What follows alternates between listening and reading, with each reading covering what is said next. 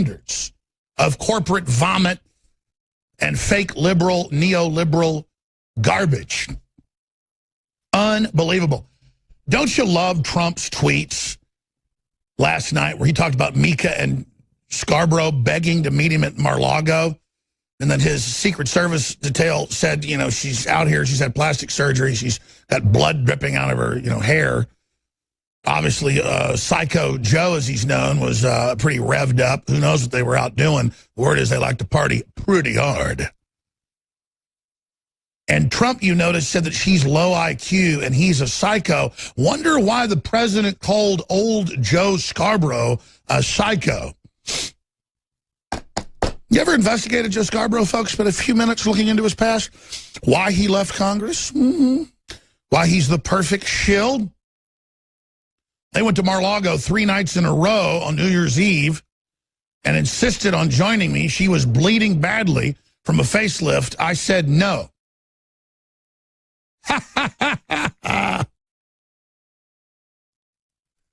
And she doesn't even know about the tunnel. I'm not going to tease them. I'm going to stop right there. But celebrating the fall of these arrogant dirtbags off of their vulture perches as they try to destroy this country and this world, as they try to consolidate total control, is a real pleasure. It's a luxury. I relish it with great satisfaction and savor. Now, they use the whole Pizzagate thing that mainstream media created by pointing at the pizza place instead of the pedophile code words that were in the emails and the wiener procurement operations that we first reported that have been confirmed. They decoyed us. And like a bird dog, we took the bird in our mouth about 5 seconds. It tasted bad, threw it out, and went after the real birds. But they've tried to use Pizzagate as a facelift for the pedophile empire. Paul Watson has an excellent report, Pedophiles Rule the World. Well, actually, the globalists that rule the world use pedophilia and Satanism and other things as the control arm, and they want pedophiles as their Renfields, as their servants, as their minion class. The real controllers torture children to death. They don't have sex with them. Renfield just wants to play with another slave because he was abused himself. Doesn't mean the abuse isn't horrible. And the Catholic Church was infiltrated and taken over by a pedophile network. Ratzinger was removed and sent to Gandalf Castle, being blackmailed that a lot of his top people reportedly were involved in trafficking of children. He was sent to Gandalf Castle. I'm not talking about Lord of the Rings. It really is where he's basically on house arrest at Gandalf Castle. And then the liberal savior pope came in, who reportedly, from our sources, had been running the whole op. Well, just as we're striking back against the pedophile networks here in the United States, they're striking back in Australia. Australian cardinal, best friend and top aide to the Pope, is charged with sexual assault of scores of children. And the Pope's backing him to the hill. That's right, we're going to go inside the rabbit hole of the Renfields and the Draculas on the other side. The word is, Pope Francis is a Dracula. We are accelerating towards the global quickening, a cascade of singularity moments leading our species toward our ultimate destiny, the doorway to the future, the doorway to things the eye has not seen, the ear has not heard, the mind has not dreamed,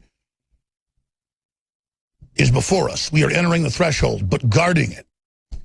Guarding it is the fallen one. Now, whether you believe in Christian cosmology, the final equation doesn't matter because the devil believes in you. And the archetype is certainly real. Ladies and gentlemen, hiding in plain view, the Vatican has been completely taken over by multinational intelligence agencies using the honeypot of pedophilia.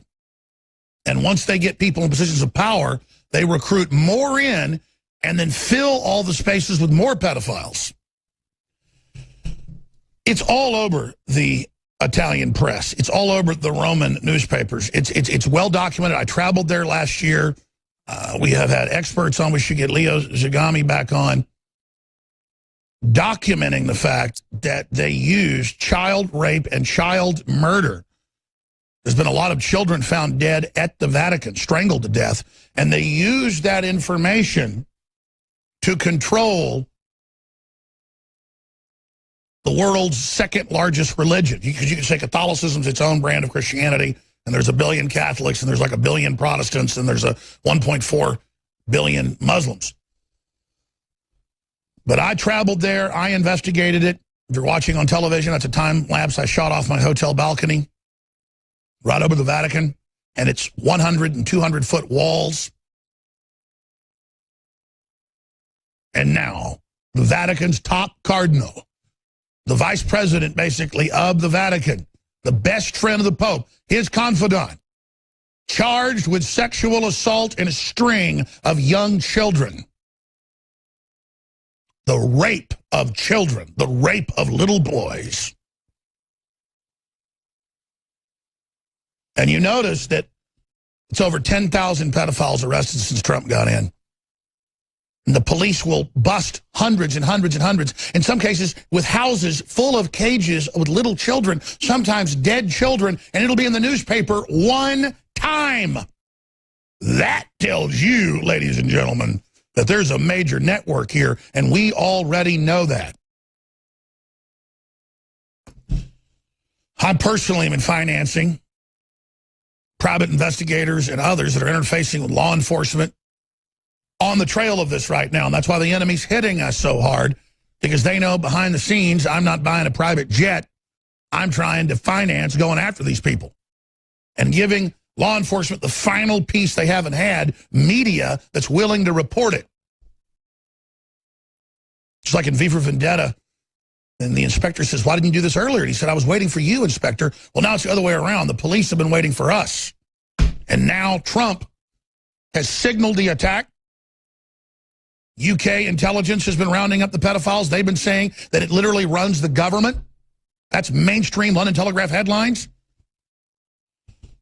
Again, it's a system of evil. And let me explain something. In the Netherlands and in Germany and in Spain and in France particularly and in Northern European countries as well, they will bust houses, in some cases with 20, 30, 40 kids in it, starving to death and many little skeletons buried, and it just gets taken off the news. And what they do is they torture them for months. They believe they're sucking the energy out of them. The psychopaths call it using them up. So understand, the Renfields generally were tortured as children themselves and then want to go out and associate sexual love with children because they were raped as children. And I'm not condoning what they've done. They're horrible, horrible creatures, but they are products of the true vampires. Not metaphysical vampires, not legendary vampires, not true immortals, but the spirits, the possession that overtakes these people as they, in their off time, are in dungeons with little children begging for mommy. And that's what they do, and that's who they are, and they hate me, and they hate you, and they hate America, and they hate Jesus Christ, and they hate women, and they hate children. They want to murder you and your family. They want to fund radical Islam, bring it in, because it is based on pedophilia and oppression of women and children as well. And inbreeding. What, England's 2% Pakistani and 30-something% of the deformities are Pakistani. I'm not bashing Pakistani folks. They're great, smart people, but the Islamic inbreeding of marrying your sister, marrying your cousin is causing this, and it shows another curse of the mental illness. The sign of Cain, whatever you want to call it. But the same mental illness of the royal elites inbreeding together is the same mental illness and the same sickness that we see in Islamic cultures. And you see this evil alliance with the globalists in Islam. So here it is. Australian cardinal and aide to Pope is charged with sexual assault. That's the New York Times. You got to read deep to find out it was little kids. Pope backs Australian cardinal in fight against sex abuse charges. And again, Pope Francis, even the London Guardian admits, used the sex scandals as a Jesuit coup d'etat inside of the Vatican. And it's so sick. And it's so evil. These creepy, creepy, creepy, creepy, creepy old men. And just imagine, ladies and gentlemen, that's only the gateway drug, is raping the little boys. It's always little boys. Because they want to stunt the manhood and create a slave, create a servant of Dracula. Again, everything is archetype in the literature, folks. Every culture said, you don't get near the castle at night, they'll kill you. That's because the inbred elites are always the same. They want to grab you, they want to take you, and they want to suck the life out of you. They spiritually want to hear those babies beg for their mamas and be in that horror, and they want to scare the hell out of those children and do horrible satanic rituals where they put on demon masks and just terrorize the hell out of them until they give up and are zombies and are gone, and they celebrate the destruction of the innocents and the torture of the soul that is the heart of God's creation. They blaspheme and defile children. And Hollywood sexualizes the children, and they have the ads sexualizing children. It's all their religion. Abortion they like. That's why they've caught them in abortuaries all over the country doing rituals. It doesn't mean if you were part of an abortion that you knew that or that you're even bad, as long as you're aware of the overall program that you were deceived. But they get you involved in the evil, and then you commit to the evil, believing that, oh, no, it can't be evil. I've got to harden my heart. But no, that's what it's about. But even better is getting a 3- or 4-year-old and torturing them for as long as possible until the light goes out of their eyes. And these demon-possessed psychopaths, I've talked to top psychiatrists on the show, who, the famous lady that goes and talks to all the serial killers. And she said, yeah, that's not really in the mainline literature because they don't want it to be there, but they're all devil worshippers, and they all basically have no consciousness until they're killing somebody or hurting an innocent person or torturing a woman, and then there's like white light, and they're alive. When they're not doing it, they're having nightmares. The demons are attacking them. It's a hellish, depressed existence until they go out and grab your child and torture them. And then there's ecstasy, the satanic pleasure. This is the great secrets of the enemy. Now, let's go ahead and read and break this down. Vatican's third most powerful figure, he's really number 2, Cardinal Pell, charged with multiple sex assaults. The extent of the charges the senior Vatican cardinal is facing has not been revealed by police. However, according to Patton, there are multiple complaints related to those charges, adding that they were minors at the time of the alleged assaults and are now aged from their 20s to their 50s. The allegations are believed to stretch from the time that Pell was a priest in the Australian town of Ballarat to when he was Archbishop of Melbourne. It is alleged that the cardinal groomed boys at a swimming pool at Ballarat in the 1970s and committed the assaults at St. Patrick's Cathedral in Melbourne, according to the Australian. And that they commit the rapes in the sanctuary. That's why Sandusky was at noon on a Saturday at the field house at Penn State raping little kids in front of everybody, because that's how you do it. You do it out in the open. You celebrate it. The Vatican's third most powerful figure, Cardinal Pell, charged with sex assaults on minors. Papal resignation linked to inquiry into Vatican gay officials, says the paper. London Guardian, no. The blackmail was the murder of children. The murder of children. The murder. The murder. The murder. Face the enemy. Stop living in denial about who we're dealing with and what we're up against. They can be easily defeated, but you've got to admit they exist.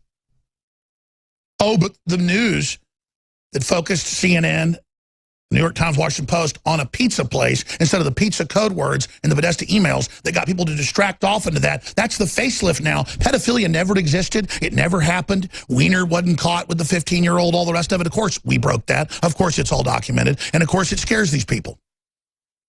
It scares them to death because they know their system is being exposed and they are hungry for more children to torture and murder and rip their teeth out and flay their skin and do brain surgeries on them with their little faces looking at a mirror. Oh, yeah, it's just the hell on earth, and all these globalists having sex in the blood and killing other kids in front of other children and just hailing Satan and praying for the death of the earth, praying for hell to be manifest. That's who we're facing. We must take the field and destroy them. America is back. Trump is actually acting as the president. He is acting for the interest of the American people in reciprocal trade deals and energy deals. I mean, he had the Indian prime minister there saying, absolutely, we're buying 100 of your Boeing jets. We're going to do major investment in infrastructure and buy U.S. systems and U.S. power plants. And you're going to work with us. And they're already delivering.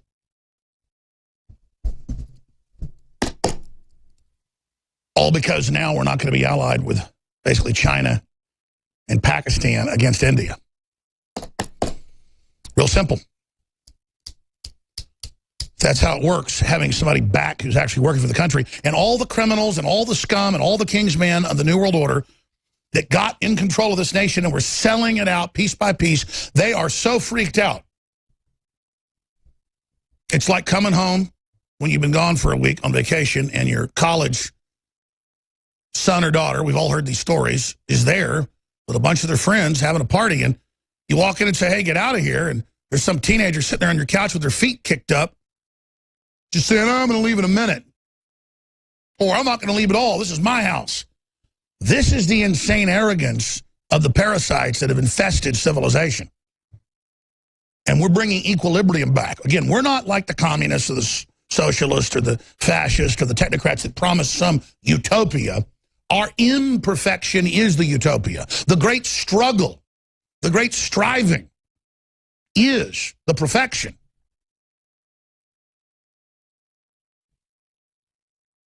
God experiencing consciousness through each and every one of us. That's not New Age. That's the Bible. Christ, the pure manifestation of that. We're made in the image of the Creator, little g. And look what we can envision. Look what we can build. And God is all-knowing, omnipresent, created the entire universe and everything in it, and gives us free will, while at the very same time guiding those that are drawn towards interfacing with God. It's powerful. But there are those that interface with the twisted evil, the darkness. And I know that to those that are pure, the darkness has a certain beauty to it. But once you're enveloped by the darkness, you find out all it is sorrow and pain, betrayal and failure. The opposite of God.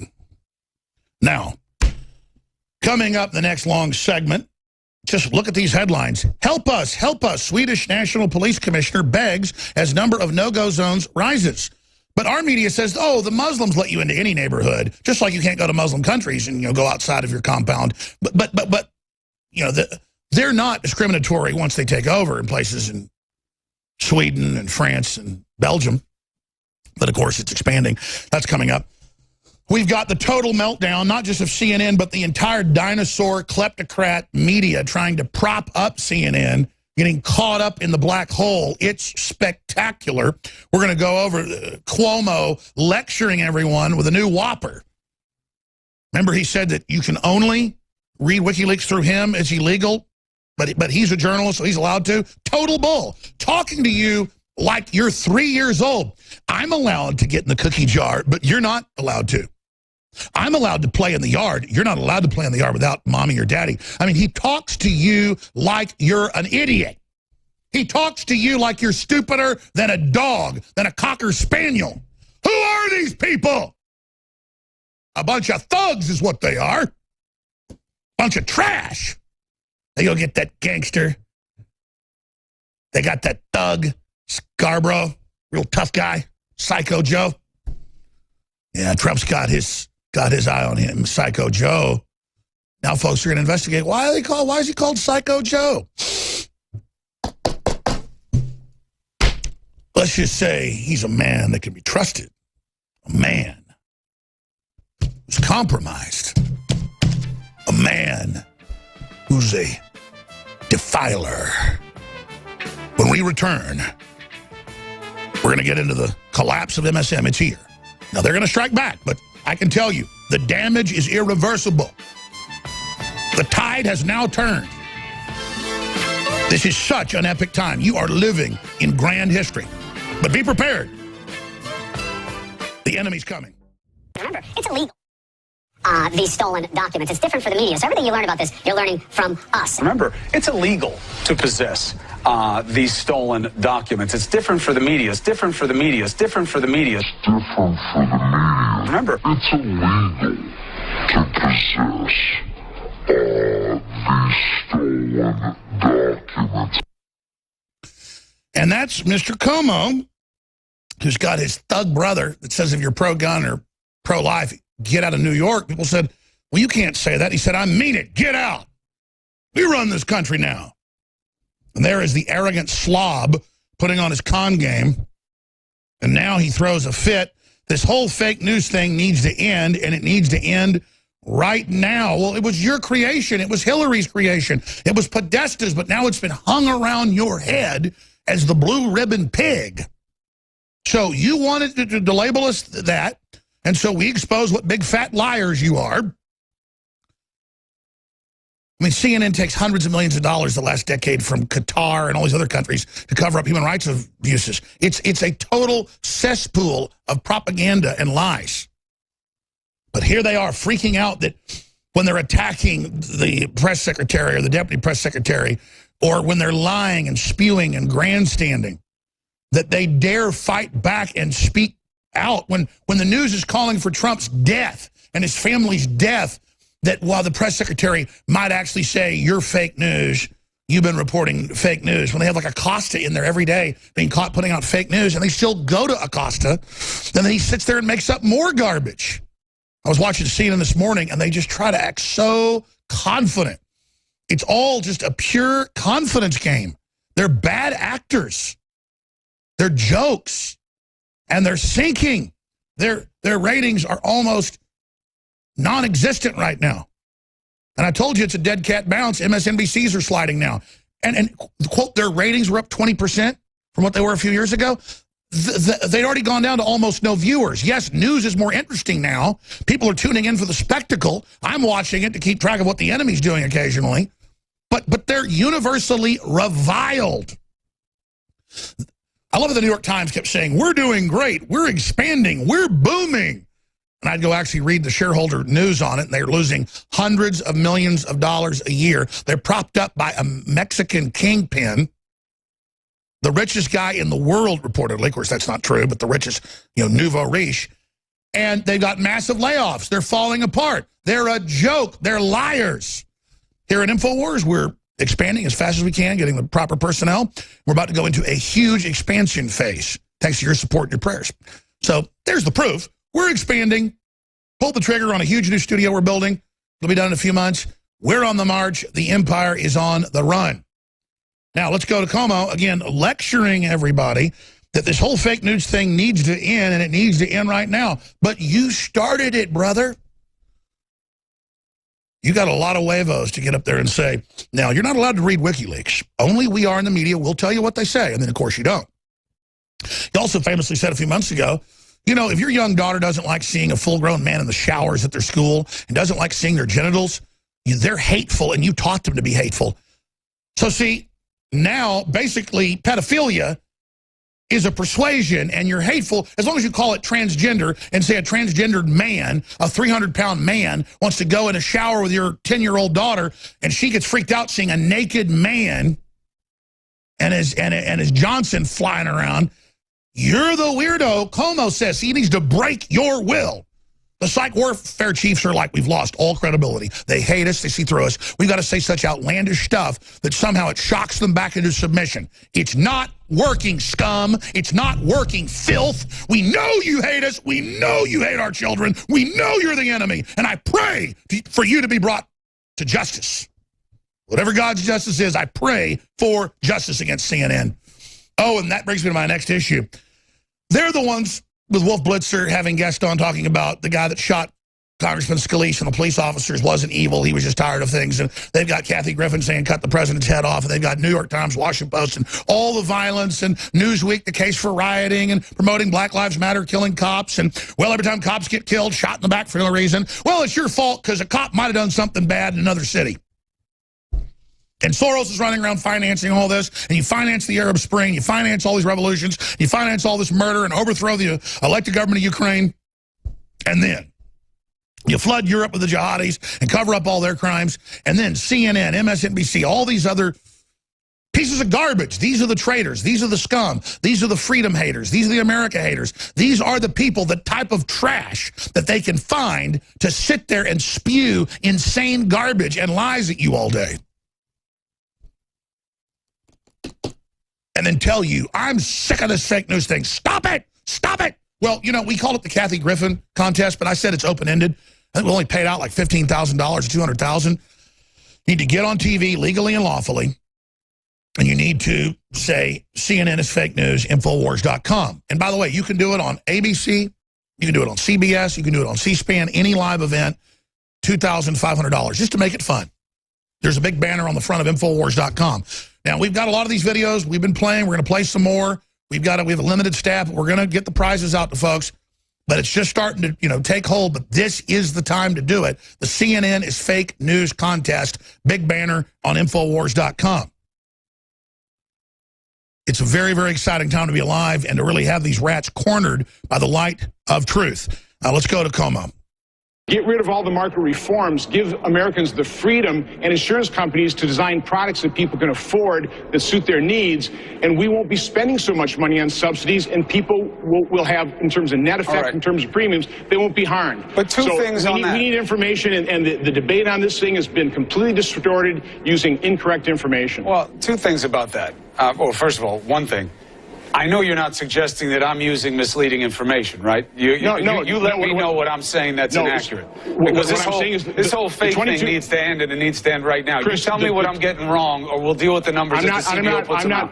I'm not accusing you. I'm talking about the fact people don't understand the 22 million and there was a wrong baseline. And then the way the premiums are reported, you have to really understand the way economists take a look at this and what's really happening. You look at these con men, and how he tries to put this straight face on when we have the internal emails from WikiLeaks. We have their own producers on video saying we lie, we deceive, it's what we do. We're trying to start a war with Russia.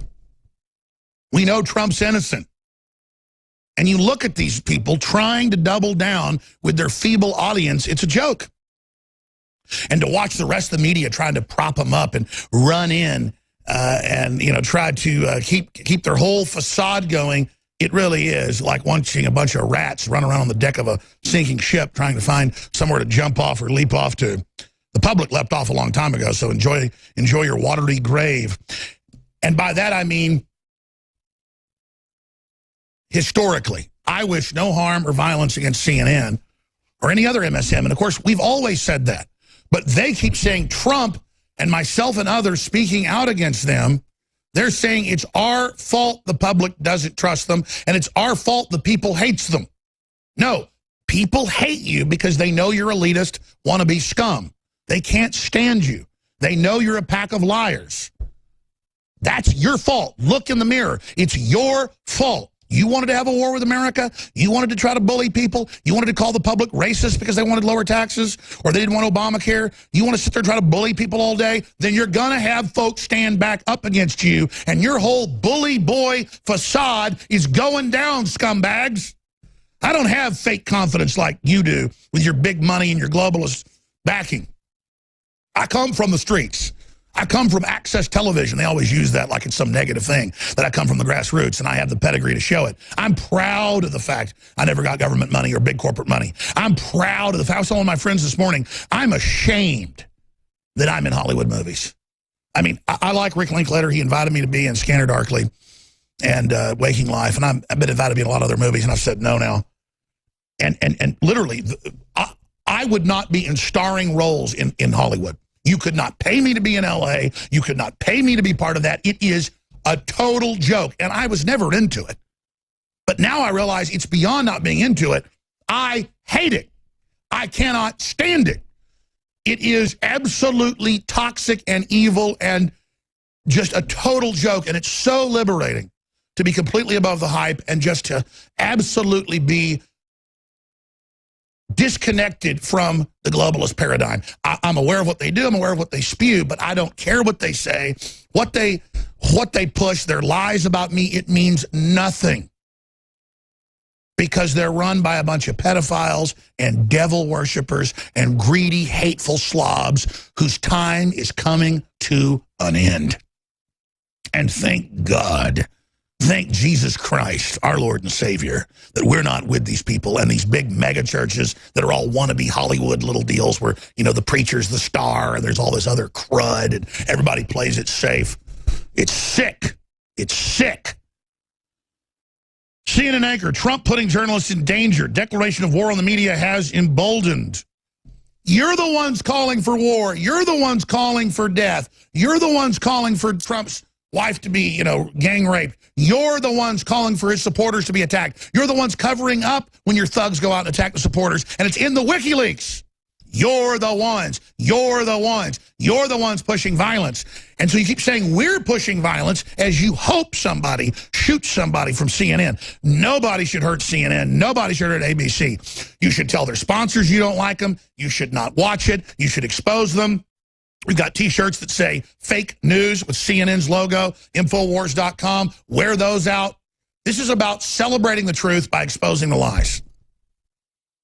But again, everybody knows they're the ones pushing violence. Everybody knows, and then they turn around and say, we're to blame because the White House won't completely roll over to you people. Trump's the type of president we need who knew this wave was coming, knew when to run, knew when to take action. Talk about instincts. It's here. It's happening. Let's go to this clip. General. And the fact of the matter is we're not fake media. We're here to do a job. Respect the job. We respect yours. And if you're not going to respect us, we need to speak up. Hey, Chris, I mean, at what point does this become dangerous? And I'm not just talking about dangerous in terms of tearing at the social fabric. I'm talking about dangerous as in a journalist gets hurt. Because I can tell you working overseas in war zones. Can you back that up by 10 seconds? Ladies and gentlemen, CNN pushed the narrative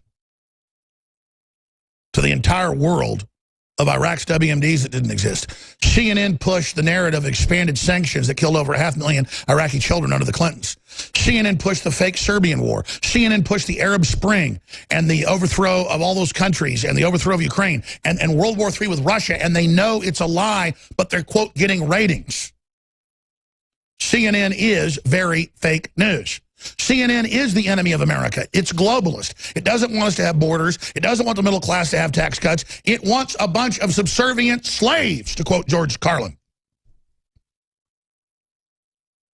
And so now they're up there saying, oh my gosh, this is going to get violent. You're the ones that want a civil war, which they're trying to start in July. We're only a few days away from them trying to kick a lot of this stuff off. So see, now they're trying to brand that it's our fault when they walk up and hit you in the head with a hammer or walk up and shoot a cop in the back. Let's go back to these pathetic liars who aren't hanging on for their dear life. They think they're hanging on for their dear life. They already fell off the side of the cliff. Let's go back to them. Hey, Chris, I mean, at what point does this become dangerous? And I'm not just talking about dangerous in terms of tearing at the social fabric. I'm talking about dangerous as in a journalist gets hurt. Because I can tell you working overseas in war zones, you know, people are emboldened by the actions of this administration, emboldened by the all-out sort of declaration of war on the media. If I'm getting it in the neck, Chris, I can only imagine what someone like you is dealing with. At what point does this become reckless or irresponsible, Chris? I mean, Como wants war. He wants to run his fat gangster mouth. Then you're going to get it, boy.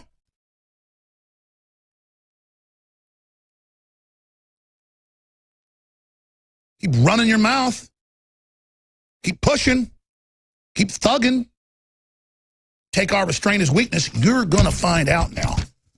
You walked into the trap, scum. You're not getting that bear trap off your leg. I know you thought you were strangling America. We were getting our hands around your filthy neck the whole time. So if I was you, I'd let your eyes roll back in your head politically and see stars. Because we're going to put you in your system politically to sleep.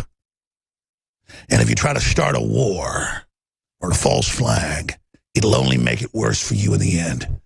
You can have abstention, but you've got to go for it now. You've got to give up now. And you're so close to giving up. That's good. Go ahead and give up.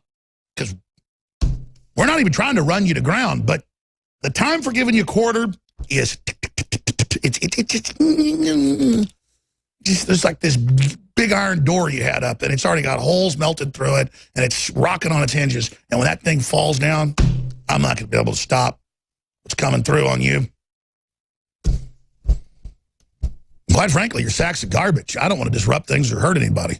I just want you people to realize you're losers, come to grips with the fact you're scum, you're delusional, and that you failed. Because God loves children, drunks in the United States of America. Now, before I go to break here, briefly, we've got free shipping running for a few more weeks. I'm going to extend it, but the big announcement is MycoZX. You've heard of probiotics. This is an antifungal, anti-yeast system, very powerful, very strong, amazing. It has 4.8 stars, unprecedented. MycoZX sold out for almost 6 months. It's now back in stock at InfoWarsLife.com. You get it 30% off with Biome Defense, are amazing. Top of the line. We believe it's the best out there. Probiotic. I've got folks working in this building that had major, issues. And then after they started getting on Biome Defense, no problems. Well, yeah, you eat the pesticides in the food. It kills all the good stuff. All you got left is the bad stuff. So, MycoZX back in stock. Discounted 30% off. Combo with Biome Defense. Your purchase funds the InfoWars, so you cannot lose. Ladies and gentlemen, Como is the embodiment of the arrogance of MSM. They're hired because they're narcissistic, inward-looking, empty vassals that'll read off teleprompters, but project confidence when they're anything but confident. But remember, he told you stop using the term fake news yesterday, but before that he said, you don't read WikiLeaks or you get in trouble, you get spanked. I am a superhuman. I am Cuomo. I am your Lord. I am your master. I am your owner. I am your God. Submit to me. Here he is. Remember, it's illegal to possess these stolen documents. It's different for the media. So everything you learn about this, you're learning from us. Remember, it's illegal to possess these stolen documents. It's different for the media. It's different for the media. It's different for the media. It's different for the media. Remember, it's illegal to possess these stolen documents. And so he goes on. That's a great clip, but we should link in the full clip, where he says, so everything you're going to get, you get from us. You get it from me, you understand? I run your life right now, and if you think it's going to be any different, I'm going to bust you up. You understand that? You get in line with everything I say. Meanwhile, Como, his brother, there in New York, declares state of emergency for MTA, calls transit systems state of decline unacceptable. Well, you're the ones looting everything and no infrastructure. You're the ones making fun of Trump's infrastructure plan. You're a joke. You're a thug. You're a scumbag. You're a nobody. You're a punk. You know it. Hey, have you just joined us? The number 2 guy, there's things number 3. He's the aide de camp. He's the top advisor to the Pope. His best friend just got indicted for raping a bunch of little boys in Australia. Yes, across the world, the patriots are moving against the empire of pedophiles, Satanists, devil worshippers, and general scum. Coming up, we have a former CIA field officer joining us to get into State of the World, Robert David Steele. Then we'll take your phone calls from the bottom of the hour. We're going to get into the ongoing Islamic invasion and a lot more. And then, Wolf Blitzer, potentially very dangerous for Trump to call the media an enemy of the people. Are they getting ready to run a false flag on themselves? No one's going to buy it. I said, the minute I saw it, I said, this looks like a false flag the way it's produced. I said, that guy, that police captain, looks like a guy I saw in the Narcos series as an actor. Turns out the guy is an actor. And the helicopter's attacking the Supreme Court for 2 hours. It's fake. And no one's believing it. But yesterday, media called it a conspiracy theory to question that it was a real attack on the communist government. And now today the media says no one buys it. See, they just don't want you thinking on your own. They want to tell you how everything works. Like there's some Mars junk, probably from one of our landers. It looks human. In a photo out today, I'll get to later, that a probe videoed, took photos of. And he goes, conspiracy theorists think it might be man-made or alien. Well, obviously it's man-made or alien, but the point is it's probably space junk. And a whole bunch of 50-something probes we know of on Mars. So, okay, looks like human space junk. Looks like our designs. But they just say, conspiracy theorists think it might be space junk. See, because only the news can tell you what it is. Because they have to wait and run back and get told. That's why for a day, when the whole Project Veritas thing broke, the whole MSM wouldn't cover it. Because they had to decide how they would spin it first. There it is. Conspiracy theorists think it's alien spacecraft. Think this Mars Curiosity rover pictures proves aliens exist. See? No, it's called people are speculating. But see, having your own thoughts is now a conspiracy theory. Hour number 2, straight ahead. Spread the link. InfoWars.com. They hate it. We're in a humet war. InfoWars.com. Spread that link. Stay with us. Today. All right, we have a very informed guest joining us, Robert David Steele, to start the next segment. As I've been saying over the weekend, clearly the neocons, the Democratic Party, want to start a war in Syria. They want to cause a crisis before Trump is set to meet briefly on the sidelines of the G20 next week. And that's their admitted plan. In fact, can we pull up the clip of the British ambassador to Syria, former ambassador, pointing out that Trump's attack on that base a few months ago green-lighted the rebels who've been caught false flagging chemical attacks, sarin nerve gas attacks. It green-lights them to launch more if they can make the president do what they want by staging it. And I get it. Trump did it for optics. They'd already agreed to give up the chemicals. They hadn't given them all up. They restored at the base. There's photos of that. I get that it was for optics. And Trump has said, no boots on the ground to remove Assad. But clearly the deep state is shooting down Syrian aircraft that are taking out ISIS, blowing up armored columns, doing this. And the Russians have now said, if you come in, we're going to shoot you down. That is massive brinksmanship. And we're all just kind of calmly here going, oh, it doesn't really matter. You know, I wonder what the latest Trump tweet is. So there's that backdrop going on. We're going to be talking about that. But I want to play this short clip because a few days ago, CNN teamed up with Elmo and Sesame Street to say, oh, we're being mean to the refugees and make the kids feel guilty and bad that, you know, Trump's hurting the little baby Muppets and things. So a listener took Paul Watson's words. I love it when folks do this, when you take our material, our info, and edit it and change it, whatever. I even like the stuff that makes fun of us. Just please, more of it. I just love it.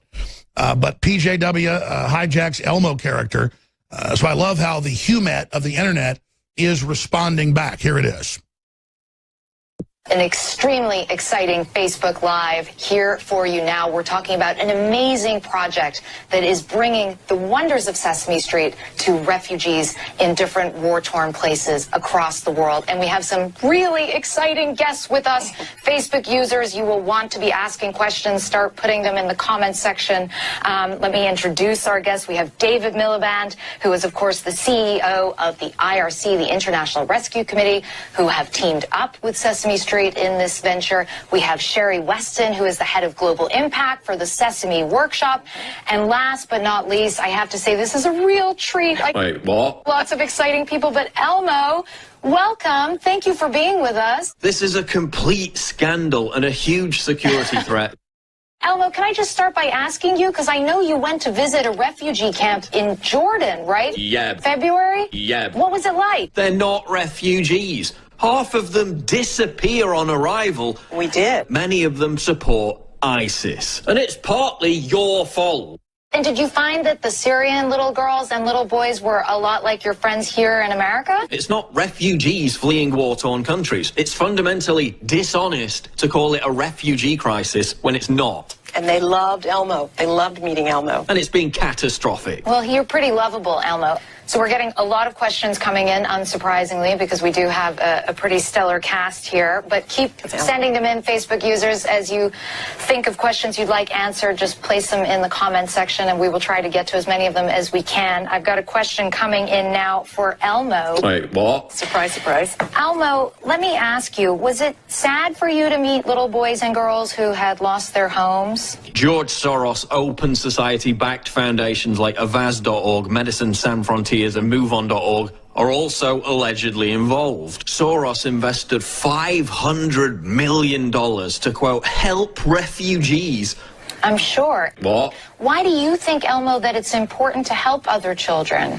If you think there'll come a point where the number of migrants pouring into Europe slows to a trickle, then think again. If we continue these disastrous policies, it's only going to get worse. Right. Amen to that. And, of course, CNN, the globalists 7 years ago, openly started the Arab Spring to put radical jihadists in, overthrew 5 or 6 countries, did all this, but now they're going to send Elmo for the kids that are being mass murdered and slaughtered. I mean, they're just sick. All right, for the hour, Robert David Steele is our guest. At the bottom of the hour, I intend to open the phones up on any subject you'd like to discuss. He wasn't just an analyst in the CIA. He was actually on the ground in operations in the Middle East and many other countries in real operations, the more James Bondy type stuff. And he's a great guy. I would call him liberal or conservative, but just an overall really strategic thinker about where the world is right now. And I wanted to get him on about how does he think they're going to try to derail Trump and Russia making a deal, getting Russia's resources, working with Russia. I mean, the empire's going to strike back. The neocons, the Republican establishment, the Democrats, they want a false flag. And they've green-lighted that with Nikki Haley saying, one more attack of any type, we're blaming you. I mean, that is telling Russia, we want confrontation. They've shot down multiple aircraft. They've bombed armored columns battling ISIS and Al-Qaeda groups, al-Nusra. I mean, this is the only area that I think Trump is really dropping the ball. I mean, he's been smart and said we don't want a bunch of boots on the ground. We won't take out Assad. But McMaster and others have put in the Marines, heavy artillery. I mean, this is serious. And they're starting to mop up Al-Qaeda and ISIS right now. So this is the time that you would see that happen.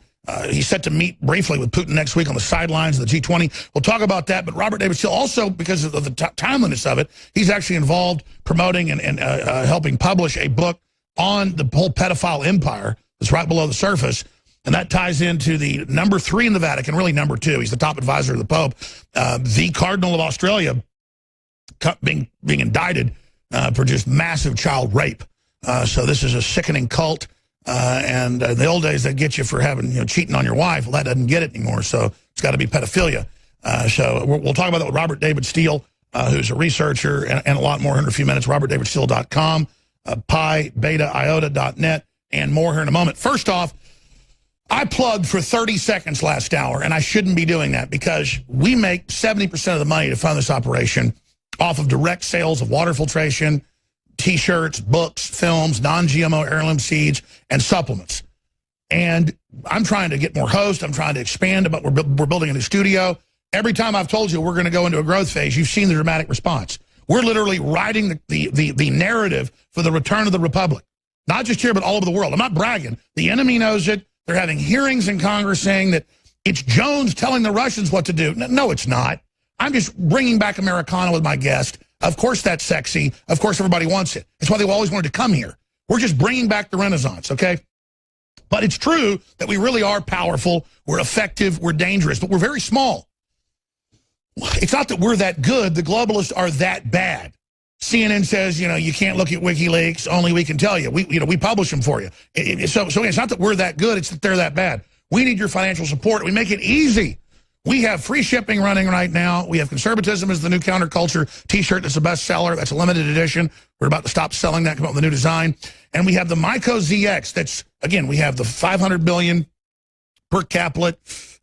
We keep it in cold storage, high quality, biome defense, probiotics. So many people have gut problems because the good bacteria have been killed by the pesticides that bioaccumulate the food.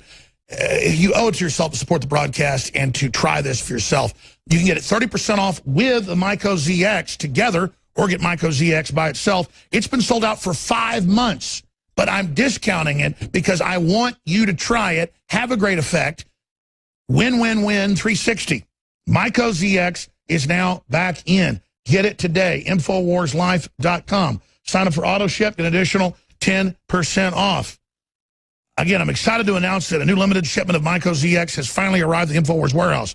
As we do have thousands of listeners on the waiting list to receive out of the stocks produced at MycoZX, we are once again expecting to sell out very soon. MycoZX is formulated with a proprietary blend of potent botanicals and enzymes to support normal fungal detoxification by helping your body break down aggressive yeasts and funguses. And you can read about the yeast epidemics and the sinuses, the guts. It's all over the news.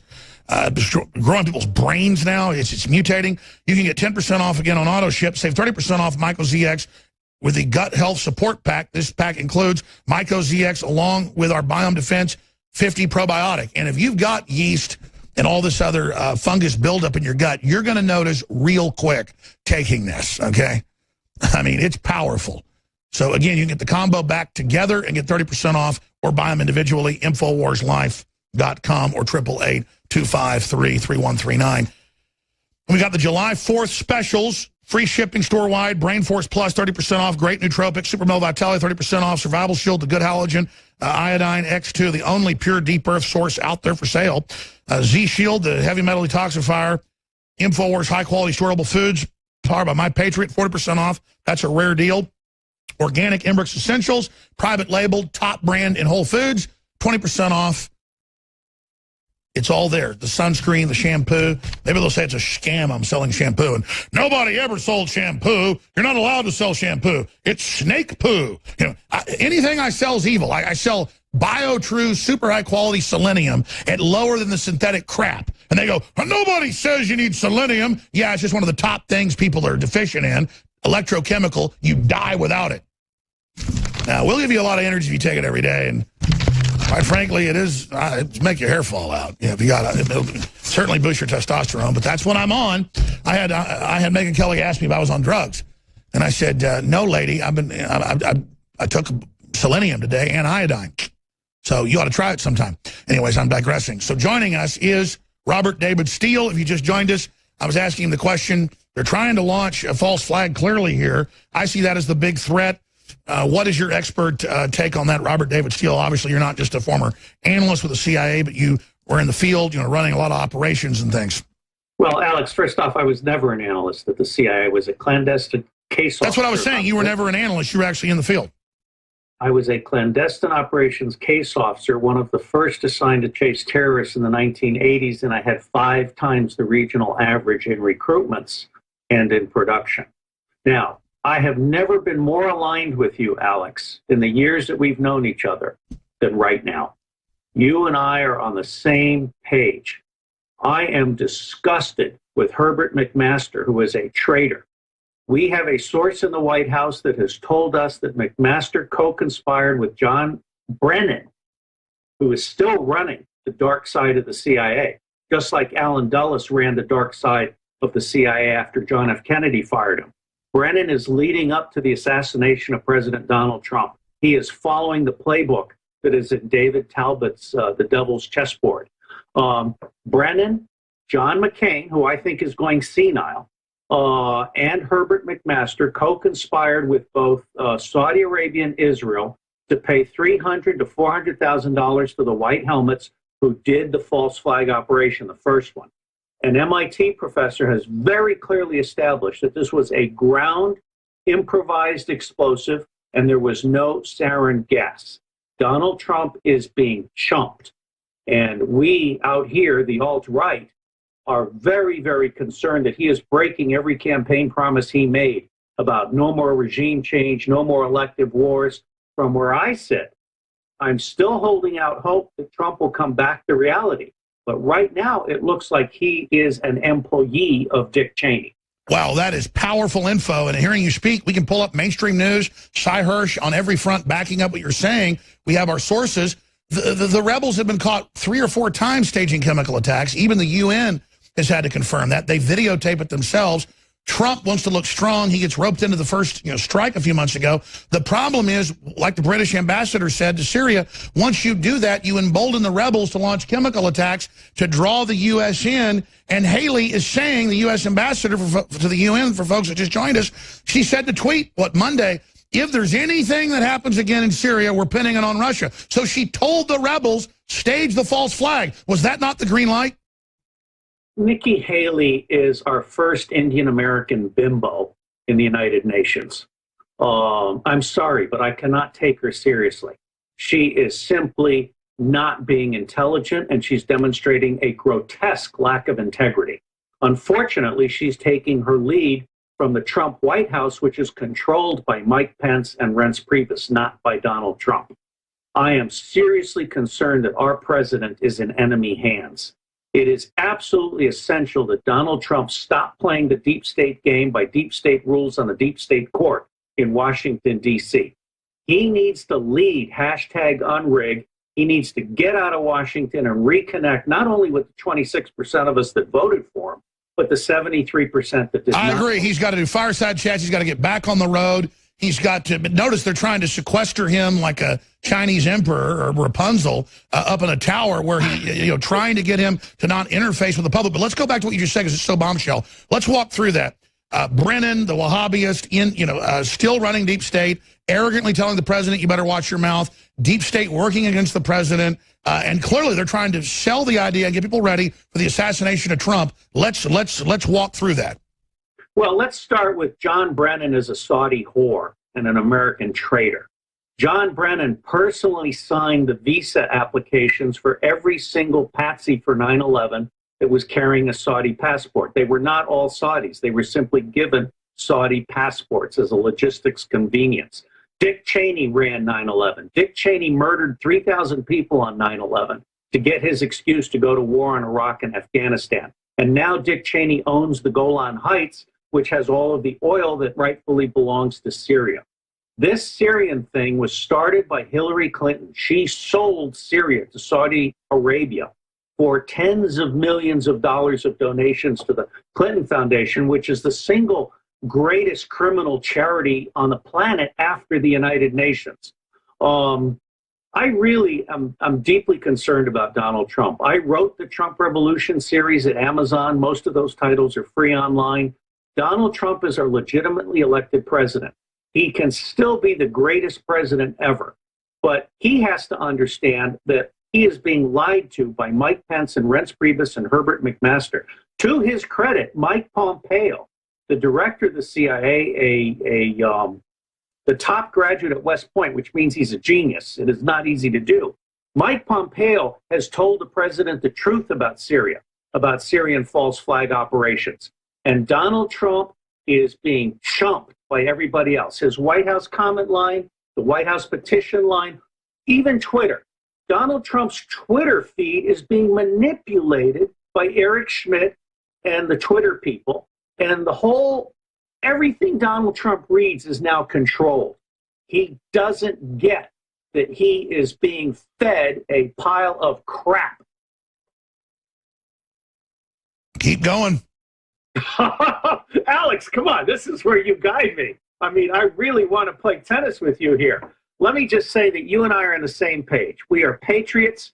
We want Americans to come out. Let me just give you this, Alex. I want to send you one by FedEx along with your first unrigged t-shirt, #unrigged. This is the international symbol of distress. And what I really want to see happen here is every American this 4th of July needs to understand that their government is in enemy hands. And they can take this 50-cent flag and they can turn it upside down and they can put #unrig if they want to it. I don't care. Bottom line here is every member of Congress is coming home in August. That's the opportunity for every American patriot to confront every member of Congress. Just like we did 5 years ago, and we got Ron Paul and Rand Paul and others to come out and say we're not Al-Qaeda's Air Force, so they changed the name to ISIS to confuse us. We've got to force them to not take control of the Trump administration by staging this, because clearly he comes out and countermands McMaster and others and says, no, we're not removing Assad, but then they've got deep state shooting down aircraft doing this. Now the Russians have said, you come into airspace again, we're going to shoot you down. Incredible brinksmanship. I expect them to try to pull something by next week when Trump is going to be meeting with Putin. We have, you know what, I want Trump and Putin to earn the Nobel Peace Prize. And I was nominated for the Nobel Peace Prize, but I've said publicly I don't deserve it. It's Trump and Putin and Xi and Modi in India that can earn the Nobel Peace Prize, and they should. Putin has showed enormous restraint. What our American patriots don't understand is that under George Bush, with Buzzy Krongard sitting next to George Tenet, the United States of America has been waging a gold war against Russia since 1998. 9/11 was in part about covering up the $250 billion in illicit profits that Dick Cheney earned from the Gold War against Russia. We destroyed the Russian economy as an act of war. And Putin has been enormously restrained about all of this. If I had been Putin, I would have had Buzzy Krongard and George Tenet assassinated on the streets of America. This is absolutely, and Dick Cheney, this is absolutely an outrageous, decade-long war against Russia. The neocons are out of control. And isn't that because the Trotskyites got kicked out of Russia, so they've always had a hard-on because their daddies and granddaddies got kicked out by Stalin, and that's why they're such Russophobes? Alex, that's certainly a very intelligent observation, but I think this is about filthy lucre. This is about money and power. Wanting money, and this is about... It's about getting a continent, I mean, you know, Russia, Eurasia, all that has more assets and more raw minerals than Africa. Yes, but we're not going to do that. I mean, what's happening... By the way, Russia will invite us in, free market, to exploit those resources for everybody's gain. And Rex Tillerson knows that. Right now, Rex Tillerson is caught between a rock and a hard place. He wants to serve the president. He wants to make peace and do commerce. As Ron Paul says, we need a foreign policy of peace, commerce, and friendship. I love Ron Paul. He's one of the greatest Americans we've got. He'll create the greatest renaissance ever. But he has been pushed out. Ron Paul, Dennis Kucinich, Patrick Buchanan, Jesse Ventura, they've all been marginalized. We, Cynthia McKinney and I, are inviting Ron Paul and Dennis Kucinich and Jesse Ventura and Ralph Nader, and I love Patrick Buchanan particularly. We're inviting them to join #Unrig and lead the second American Revolution this summer. And Alex, you could be the single most important kingmaker. We would love to be exclusive to you as a channel for leading the second American Revolution, #Unrig. Well, sure. I mean, getting the audience behind something like that's a great idea. Will it defeat the globalists? Maybe, maybe not. The point is the action together will do it and expose this whole situation. But undoubtedly, Soros is trying to get a bunch of civil unrest going. What other threats are on your radar going into this summer? I mean, such critical changes unfolding. That's a wonderful, wonderful question. The biggest threat, Alex, is that there is an economic collapse coming in September. Martin Armstrong has never been wrong. I'd love to see him interviewed on your show. He's the single greatest. Go on. I was telling the crew, let's get him on. Yes, Martin Armstrong is easily accessible. He is a genius. You absolutely should have him on. He spent 7 years in jail because he refused to give his economic model to the Central Intelligence Agency. He's been on before. Which is too stupid to create its own. Okay, CIA is a bunch of drone dwellers. I mean, I was happy to be one of the 1,400 or so people that are actually in the field. Everybody else at CIA lives in a cubicle and has no idea what's going on with the real world. And is on a power trip because they've got a CIA ID. Yes, they're good people trapped in a bad system. And one of the things that William Binney and I hope you have Binney on again soon, he's absolutely wonderful. We've agreed that 70% of the secret intelligence community should be shut down. It's worthless. It is wasteful. The other big thing, Alex, that I have realized since leaving the CIA is that the greatest threat to our integrity is the FBI, CIA, and NSA spying on our members of Congress and then blackmailing them. Sure, that's how they're controlling them. That's come out. Real Saudi Arabia, it's our own intelligence community spying on and blackmailing the members of Congress. I want to, with the Election Reform Act of 2017, I want to free the members of Congress. And I have told Donald Trump, and he's read the memo, he needs to offer a presidential pardon to every single member of Congress who's being blackmailed for pedophilia tapes with Jeffrey Epstein and others. provided they reveal who their blackmailers are. And that's the next big issue. They tried to use Pizzagate as a way to say pedophilia doesn't exist, even though it's exploding everywhere. Now the number 3 guy, number 2 guy, depending on how you look at it, best friends with the Pope, who we know use blackmail to get under control and to get rats singing around. This is a huge move by the Australians. What is your intel on that? My intel on that is that pedophilia is how the deep state holds everything together. The Freemasons, I'm told, actually use sodomy at the higher levels. That's the third eye. Pedophilia is being normalized by the United Nations, by Walt Disney, which is selling penis-like toys. There is just so much evil going on. Our culture is being destroyed. And it is being destroyed because the deep state wants us to give up all of our Christian values, give up all of our ethical lanes in the road. And they are literally kidnapping between 800,000 and 1 million kids every year in the United States of America. And these kids are not just being sodomized, they're being killed and tortured. Their blood is being adrenalized. You know how the Chinese boil dogs? The Chinese boil dogs, in order to adrenalize the blood, it changes the flavor of the meat. That's the fastest way I've found to explain to Americans that children are being tortured. Peter Thiel in Silicon Valley has admitted publicly that he gets child blood transfusions. He is one step away from paying top dollar for blood transfusions from children who have been tortured to death, so that the blood is adrenalized. But let's be clear on the Peter Thiel thing. I see him funding a lot of libertarian stuff and other issues. I think he's being public about, getting blood transfusions, I think, from like teenagers, younger people, and that whole science. We know the royal family's been using it. If that's through consent, that's one issue. But I think he's talking about publicly doing something above board through a company, legally and lawfully, and taking the black market and ending it. What Thiel has done is rendered a public service. And I absolutely like the way you've moved this conversation. Because what Thiel has done is shown that young people's blood, and I would add to that, is a commodity. And bone marrow has been shown to be a very effective anti-aging technique. This should open the public's eyes to the fact that for the last 50 years, the elite has been harvesting young people's blood and bone marrow. That's right. It's purely vampiric. This is huge what we're talking about. We're on the same page. I was breaking this down last hour, totally separately. Former CIA field commander telling you the exact same thing because it's the truth. We'll be right back with Robert David Steele. I'm Alex Jones. And that's the thing, whether you call yourself liberal or conservative. Stephen King also voiced the album. We all understand there's this hidden darkness of predators who have a religion of being psychopaths and not caring about the public.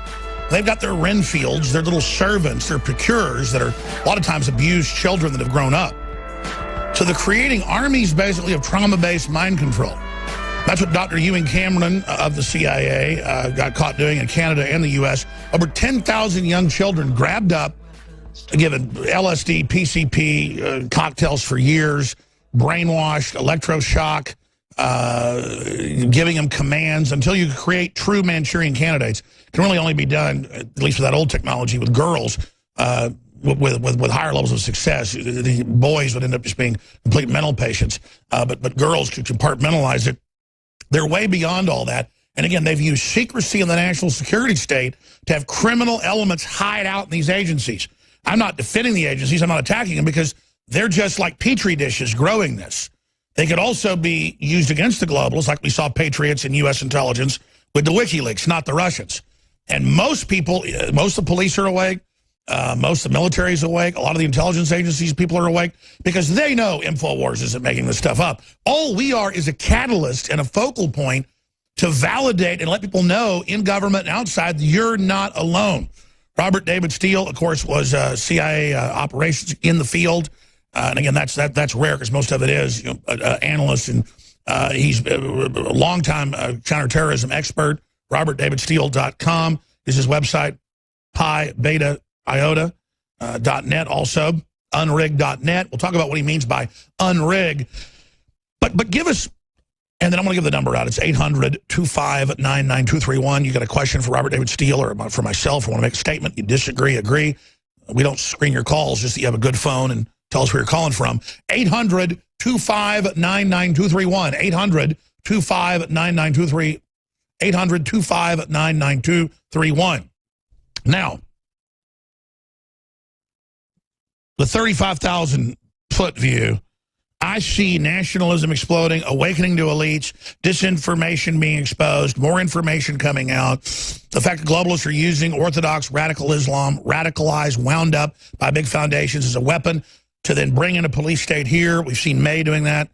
So we see the pincer attack, but they are having major failures. They are panicked, even though Trump's only operating on half of the cylinders, devastating CNN, devastating the globalist, kind of, again, a catalyst to make people legitimize the feelings they already have. I mean, I see big changes, but I see the empire striking back. So what is your prognosis on the state of the world right now? Because I see us winning big, even though Trump's surrounded. The problem is, as you said, they're clearly signaling anything happens in Syria, we're blaming Assad, we're going to war with you, and trying to start a war with Russia, which any military analyst will tell you in 25 minutes can go to thermonuclear war. So maybe we should walk through that before we take calls. Well, let me say that I think that Donald Trump and Vladimir Putin have a Reykjavik moment coming up here in Hamburg. And of course, that's just like Reagan meeting in Reykjavik, Iceland with Gorbachev. Yes. Look, one of the things that John F. Kennedy discovered when he was talking to Nikita Khrushchev is the only people our presidents can trust are each other. Exactly. Khrushchev and Kennedy actually said their generals were their worst enemies. The American generals wanted to nuke Russia, and the Russian generals wanted to nuke the United States. Donald Trump needs to rise above all of these traitors and miscreants that he's got surrounding him, many of them of his own choosing. He is being lied to. And by the way, I have to interrupt. You were asking me to interrupt earlier, and I wouldn't because you're so on target, but I didn't get to this point. Search engine it. You had it, I think, from Associated Press like 10 minutes ago, crew. Trump's pushing to meet with Putin. He's already met with all these other leaders, the Indian prime minister, the Chinese president. Should have met with them. Should have met with Russia, probably second or third. But they've said don't meet because of the optics. He should double down. They should hug. They should have an open debate. I mean, that shows how they're trying to literally, enslave him and capture him. That he's having to push. That was the headline. Trump pushing to meet with Putin when Putin's been begging to meet with him day one because they escalated this crisis, made it a campaign issue. The Democrats have been caught doing what they said he did. He should have already met with Putin by January 30th. Trump is being chumped. I can't say it often enough. I also say God bless Donald Trump because he opened everyone's eyes to the lies of the secret intelligence world, to the fake news, the crap news network, and all of that. What Trump has failed to do is change the rules of the game and get out of Washington, D.C. Donald Trump can be the greatest president ever if he leads #unrig. I mean, I'm looking at videos from people all over the country saying, Mr. President, you said we have a rigged system. Why are you not leading #unrig? Okay, we have a 7-minute video that's going viral. It may make the front page of Reddit because of you, Alex, and God bless you.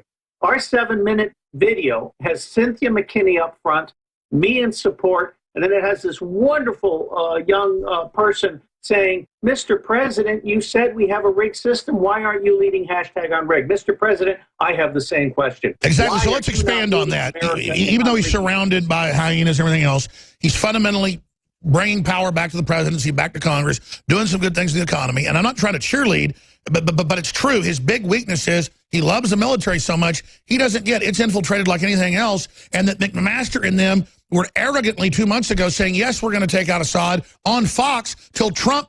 And by the way, I talked to folks that talked to Trump, or I could just say I talked to Trump, but I'm going to leave it at that. Said, no, we're not boots on the ground. We're not removing Assad. That's all bull. And then 3 days later, after I said that Trump had said that, it was in the news that he said, we're not doing this. But they don't care. Again, Mad Dog Mattis, all of them are moving towards a major ground force that they're building up right now.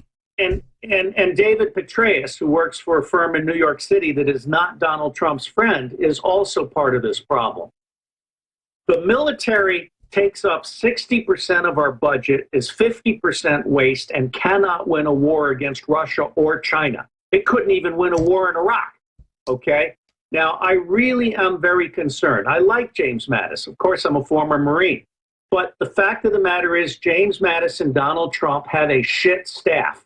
They're simply not up to world-class strategy. McMaster is a seriously overrated person who was about to be fired by the U.S. Army Chief of Staff. He should be sent back to the Army for court-martial or early retirement because he is done. McMaster is part of Trump's problem. Trump needs a national strategy advisor, lowercase, a clerk rather than a czar. Tillerson can still be saved, Mattis can still be saved, but Trump has to provide some leadership in a global strategic context, and he's not doing that. None of these people... Well, I mean, as you know, though, for 2 months, they've got an unnamed number. The word is it's a lot of Marines and heavy artillery and weapons, and it's all being prepared and aimed right at Damascus. And I've talked to a lot of smart folks. They say that Syria will make Iraq look like a cakewalk. Yes, and we're building up troops in both Egypt and Romania, okay? Basically, Donald Trump is being lied to every single day by Pence, Priebus, McMaster, and he's being pressured by potential pedophiles. They're certainly being blackmailed by CIA over many issues, including sexual and financial improprieties in their past. John McCain and Lindsey Graham are being blackmailed by CIA. These are not people we should have in Congress. He was compromised. I've talked to folks on air. They're dead now. I also interviewed Admiral Moore, former chairman of the Joint Chiefs. Naturally. I'm sorry, what? Were they murdered? I have had a lot of guests that have been murdered. I mean, it's kind of sad, but he was old. I mean, he died, but he was a former chairman of the Joint Chiefs of Staff, and they were just getting into, I mean, I forgot the point I was going to make, but I mean, it's just totally and completely insane the point this country's gotten to. And yet it's easily fixable. And this is why I was so excited to be invited back to InfoWars. And by the way, Cynthia McKinney is available on the 3rd of July. She and I are in St. Louis together, and she's open in the afternoon if you want her on this really wonderful webcam of mine. It's the Logitech Z393. I love it. $175 at Best Buy. I was about to say, I know you do consumer reviews as well. I was going to say, what camera is that? It looks like HD. It's some of the best Skype I've ever seen. Logitech C393 for $175. I recommend it to all of your guests. It will significantly... It looks 3D. I mean, it looks like what a $10,000 camera does. Yes, it is, and it only costs $175. Alex, I would actually recommend you buy 100 of them and ship them to your favorite guest. I agree. In fact, that's my next plan, because I want to have folks that are hosting, like you coming in every week or a couple times a week in roundtable discussions. That's the type of broadcast I'm about to launch very, very soon. I think you're on the verge of a major breakout. You've already accomplished a great deal, but #Unrigged needs a national channel, and we're offering to be exclusive to you. Well, that's great. Well, let me explain to people what this Unrig initiative is. It is nothing more or less than having all of our citizens understand that there are 12 specific things that need to be changed in order to restore integrity to our government. This is the Election Reform Act of 2017. It is the, and I apologize if I haven't given you the graphic, but if your staff looks up Election Reform Act, it's on screen. 2017, they'll get right to it. But here's the deal, Alex. Dr. McKinney and I are educators. We are getting a bus, an RV. We are going to drive all over the country. We've already got a meetup, Meetup Pro /Unrig. We've got a national meetup. We're setting up 435 chapters, one for every congressional. Well, I would love to have you reporting with us each week as you go across the country. That's a fabulous idea. It would be a blessing from God to have that opportunity. There's no well, you're question. A blessing from God. I want to go to some calls while we have time here. Robert David Steele, formerly with the CIA, actually in the field. Yes, that's it. Absolutely. There it is, Unrig, Summer of Peace. But we need to have a coalition that brings in liberals that are real liberals like Cynthia McKinney and others so that we can stop Soros trying to create all this violence and division. But that's my next question. Clearly they're trying to cause civil unrest. Clearly they're launching all of this. And I'm really concerned about this summer. What are your concerns? I'm very concerned because Berkeley was a dry run. I mean, one of the things Trump is not properly appreciating is that the establishment includes all the mayors, all the governors, and all the university presidents. Berkeley was allowed to be violent. The law enforcement people were told to stand down. George Soros is planning a violent summer revolution. Hashtag resist is the summer of violence. Hashtag unrig is the summer of peace. And I credit Dr. Randy Short, a brilliant Harvard historian, a man of color who I had the privilege of meeting in Washington, D.C. So there is an opportunity here for the alt-right and the alt-left to come together and say to hashtag resist, we love you, man, but join us in the Second American Revolution. Well, let me expand on that. Isn't it interesting that the Assanges and the Snowdens and a lot of other people that I would call the real left, the Intercept, all of them have to admit Trump's really for real. And a lot of other liberals are saying that. I mean, when it just comes to returning the republic, jobs, all of it, clearly the elite hate Trump for a good reason. He is trying to take power back from them. Alex, I would take a bullet for Donald Trump. I mean, the man is a blessing. God bless Donald Trump. And I've been saying that since July of 2015. And I've been beating Well, he's really smart. Why do you think he's got McMaster in there? Because I know everybody else said he wouldn't take the job. I have to say very candidly, I think Donald Trump is very impetuous. He makes decisions without proper vetting. For example, he did not know when he hired Mike Pence, he did not know that Mike Pence was an enabler and cover-upper of pedophilia in his state.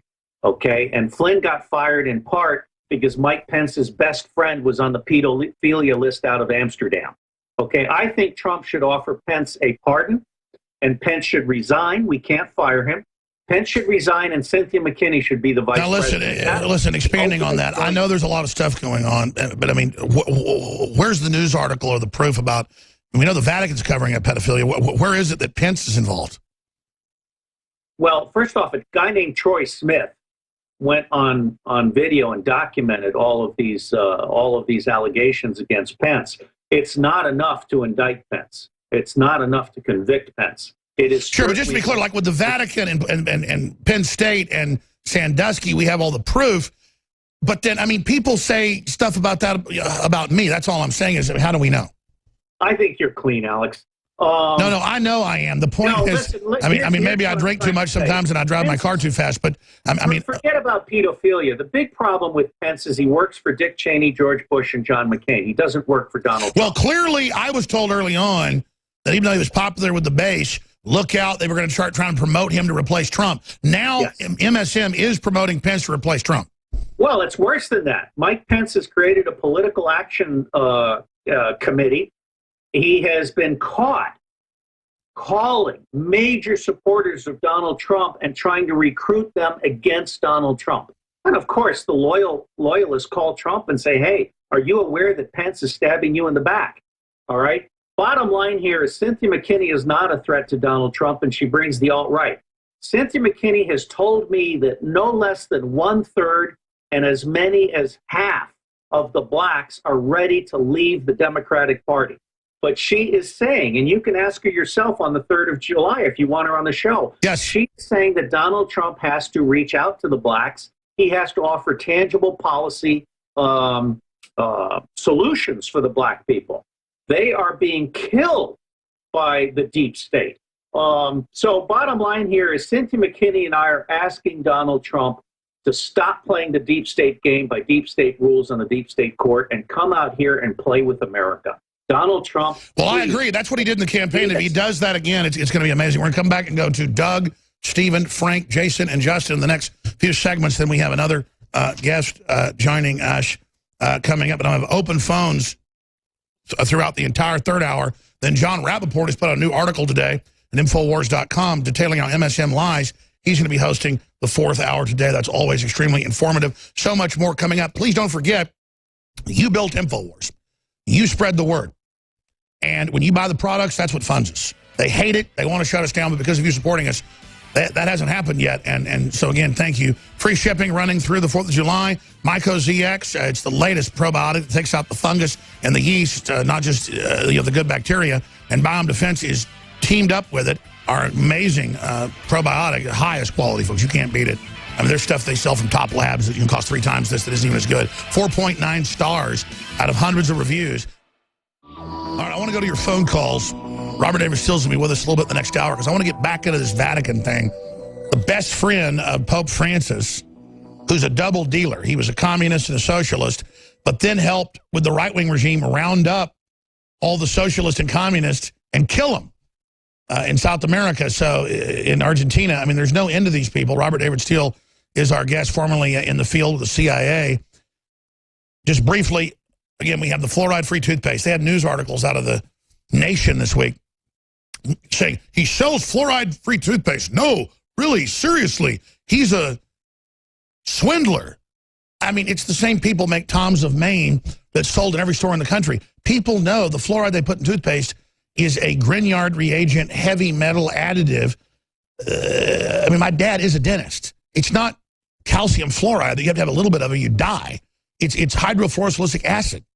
My dad's an oral surgeon. But, I mean, they're making jokes about fluoride-free toothpaste, folks, with iodine and colloidal silver. It's ridiculous.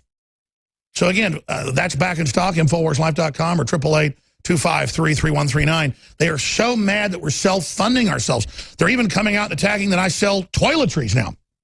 Again, Bezos can own Whole Foods and sell all this stuff and sell all the fluoride-free toothpaste they want, but I can't. That's why it's so important now more than ever to keep supporting the broadcast. I want to thank you all for your support. Let's go to phone calls here with Robert David Steele, who's been holding the longest. We got Justin wants to talk about China. Jason wants to talk about Luciferians. Frank wants to talk about fact and fiction. Stephen wants to talk about pedo rings. Who's been holding the longest here? Let's go to Doug in California on the media, listening on KFCO 1080 AM. You're on the air. Go ahead. Great to talk with you again, Alex. I've called you before years ago as comedic genius, and I just want to hope you remember me. I just want to congratulate the work that you've done, and the only person who's put more is more of a Superman than you, of course, is President Trump. Well, please, I don't want to be the big kahuna. I want more people taking action. It shows how weak the globalists are that we've been so successful. But think, I remember you go on, like, knock on doors and stuff, don't you? Yeah, no, I'm the biggest loser here, and I do politics, but also I have a water policy think tank. I right now advocate really looking in closely into damming the Golden Gate because of sea level rise. But anyway, what reason I'm calling it somewhat urgency is this new immigration law that they're considering, like Kate Steinle, and then there's another one. Now I'm here in the belly of the beast in Santa-Cruz, and they're cutting funding and they're doing a number of different things with this, but what really has to be done to make this law effective is the sworn public servants and elected who have sworn to us to follow the Constitution and laws, which they have to be. Their non-compliance with federal ICE holds basically has to be criminalized. Sure, let's expand on that. And here's the deal. Nobody wants to persecute immigrants that were brought here, but they're being brought in by the Soros groups, weaponized politically, and turned into an arm of disintegration. That's why we have to say you have to come here legally and deport people that commit felonies and crimes. And you've seen the courts in rebellion against Trump, even banning people from failed Islamic states. Now the Supreme Court ruled properly. The president does have that power. Let's get Robert David Steele's take on that. First off, I want to say that I really support you on your fluoride-free toothpaste. I am just appalled at the number of people that are so ignorant they don't understand that you're actually rendering a service here. And I also have been a victim of basically a mental defective who is live streaming slander and trying to incite people to write letters. And I've got a restraining order in progress against him. And Google has just forced him to remove a number of videos that were slanderous, including one playing a phone call with me that he taped surreptitiously. So, Alex, I totally support you on everything you're doing. And I really believe that it comes with your elevated status in America. That's when you start attracting enemies. Yeah, let me ask you that question. As you're a smart guy, smarter than I am in a lot of ways, what do you think I should do at this point? Because they're definitely coming after me. We'll be back in 70 seconds. Robert David Steele. More calls. Thanks, Doug. Stephen, Frank, Jason, Justin, we're going to all of you. Stay with us. InfoWars.com. Unelected global corporate government that has a eugenics-based anti-human operating system is not going to be popular if we're challenging it and speaking out against it. They tried to stonewall. That hasn't worked. Now they're trying destabilization. That hasn't worked. Mainstream media, corporations, institutions are being totally discredited. But how are they going to strike back? We'll ask Robert David Steele at the start of the next segment to get into that. I'm going to your calls, obviously, right now, and I want to get back into the Vatican. How big is this? The main confidant, the aide-de-camp, the head Catholic of Australia, arrested for reportedly a whole string of pedo ring garbage. It was this Pope came to power using pedo blackmail. That was even in The Guardian. So now, what's happening? The word I get is that Trump has green-lighted going after the pedophiles. Obviously, they've got their operators and law enforcement as well, so there's a civil war over this. That's one reason the deep state's fighting so hard. Robert David Steele's going to talk about that more. Right now, with Robert David Steele, we're taking phone calls. Stephen in Florida on the pedo gate situation. Go ahead. Yeah, good afternoon. First of all, I want to say Romans 12 says, give honor to whom honor is due. So I know you guys are patriots, Mr. Steele and Alex. I won't say thank you, but I do say I respect you, and I'm glad you're doing what you're doing. And this issue about this pedophile ring and these pervert criminals, it infuriates me. It's one of my hot-button issues. Oh, it's the only time I think about violence, and because I don't like being violent, but, I mean, I fantasize about, like, jabbing daggers in their eyes, stuff like that. I mean, I'm being honest. I can't help it. When I think about pedophiles torturing kids, I want to kill. Go ahead. Sorry. Same way. And I just wanted to say real quick before I get to that, Johnny Depp, look into his ties with Hunter Thompson, the Satanist that groomed him in Hollywood. When he says he wants to kill Trump, I don't think he's blowing smoke. I take that real serious. So look into that. But, you know, one of Hunter S. Thompson's best friends, he's the famous artist, I interviewed him. He said Hunter S. Thompson was about to expose pedophile rings and things, and then it was disinfo against him by the pedophile rings because he was writing about it. Let me see what Robert David Steele has to say. Go ahead. No, I agree with that. And let me just point out that pedophilia does not stop with sodomizing children. It goes straight into terrorizing them to adrenalize their blood and then murdering them. It also includes murdering them so that they can have their bone marrow harvested as well as body parts. Pedophilia is much This is the bigger. original growth hormone. Yes, it's an anti-aging thing, and this may strike your listeners as way out, but we actually believe that there is a colony on Mars that is populated by children who were kidnapped and sent into space on a 20-year ride, so that once they get to Mars, they have no alternative but to be slaves on the Mars colony.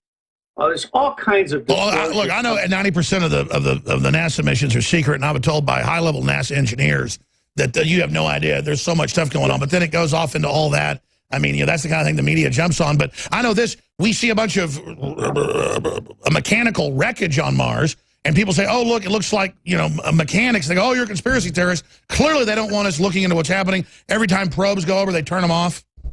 Alex, you're one of the most original guys on the air. And you asked, what should you do? I think you should be the truth channel in America.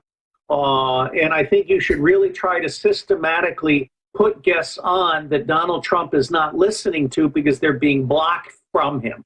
For example, Carl Denninger, co-founder of the Tea Party. He should be a guest on your show talking about how the Trump health plan, the Ryan health plan, is completely dishonest because it doesn't have a price list and it doesn't allow the government to negotiate with the companies. You should have Edgar Fagey, the inventor of the automated payment transaction tax, that would eliminate all taxes, including income taxes, on people like you and me, and it would tax currency and stock. Is that the Tobin tax? Is that the Tobin tax?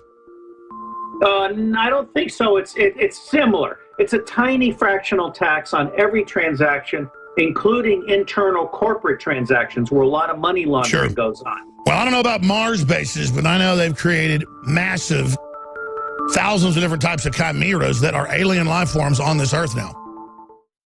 So they want to say that basically pedophilia doesn't even exist anymore, even though rampantly they're being indicted.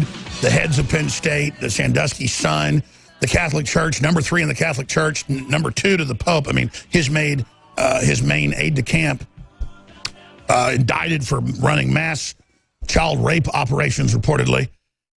Truth is stranger than fiction. I mean, Prince Charles' main bloodline is the Vlad the Impaler, who is the archetype of Count Dracula, whose family crest was the dragon. And then his offspring would bathe in blood and drink blood and boil children's bones and they believed it made them live longer. That's in mainline history books. And I'll have national media go, Jones is crazy and claims that Prince Charles is related to Dracula. He lives there half the year now and is in all these weird videos and stuff on TV at orphanages, hugging and kissing on kids on television. I mean, I don't even want to, if you think I'm joking around, just type in Prince Charles visits orphanage in Transylvania, and then like kids run up and kiss him, and he goes, oh, I've been friends with this little boy for 5 years. I love him. And it's just like, you're just like, oh my God, this can't be real. But this is how they throw it in your face. And then Robert David Steele, big career at the CIA, ran big operations in the field, respected guy, and he goes, yeah, and the word is they've got some breakaway civilization, colony missions they launched. And you hear that, but then I knew a guy, still know a guy, who's actually a big Hollywood producer, who was top of his class, and when he was a kid was in one of these programs down in Houston, getting these kids ready for simulated missions to Mars. And they were talking about sending them when they were like 10, was in the test. And then I remember Buzz Aldrin, not Buzz Lightyear, the real Buzz Aldrin, was on my broadcast about 9 years ago.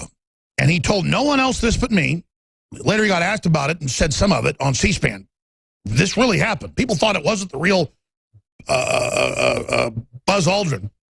So I don't get into the UFOs. They say, Jones says there's no space missions, and Jones says lizards run everything, and Jones says that the Earth is flat. I don't say any of that.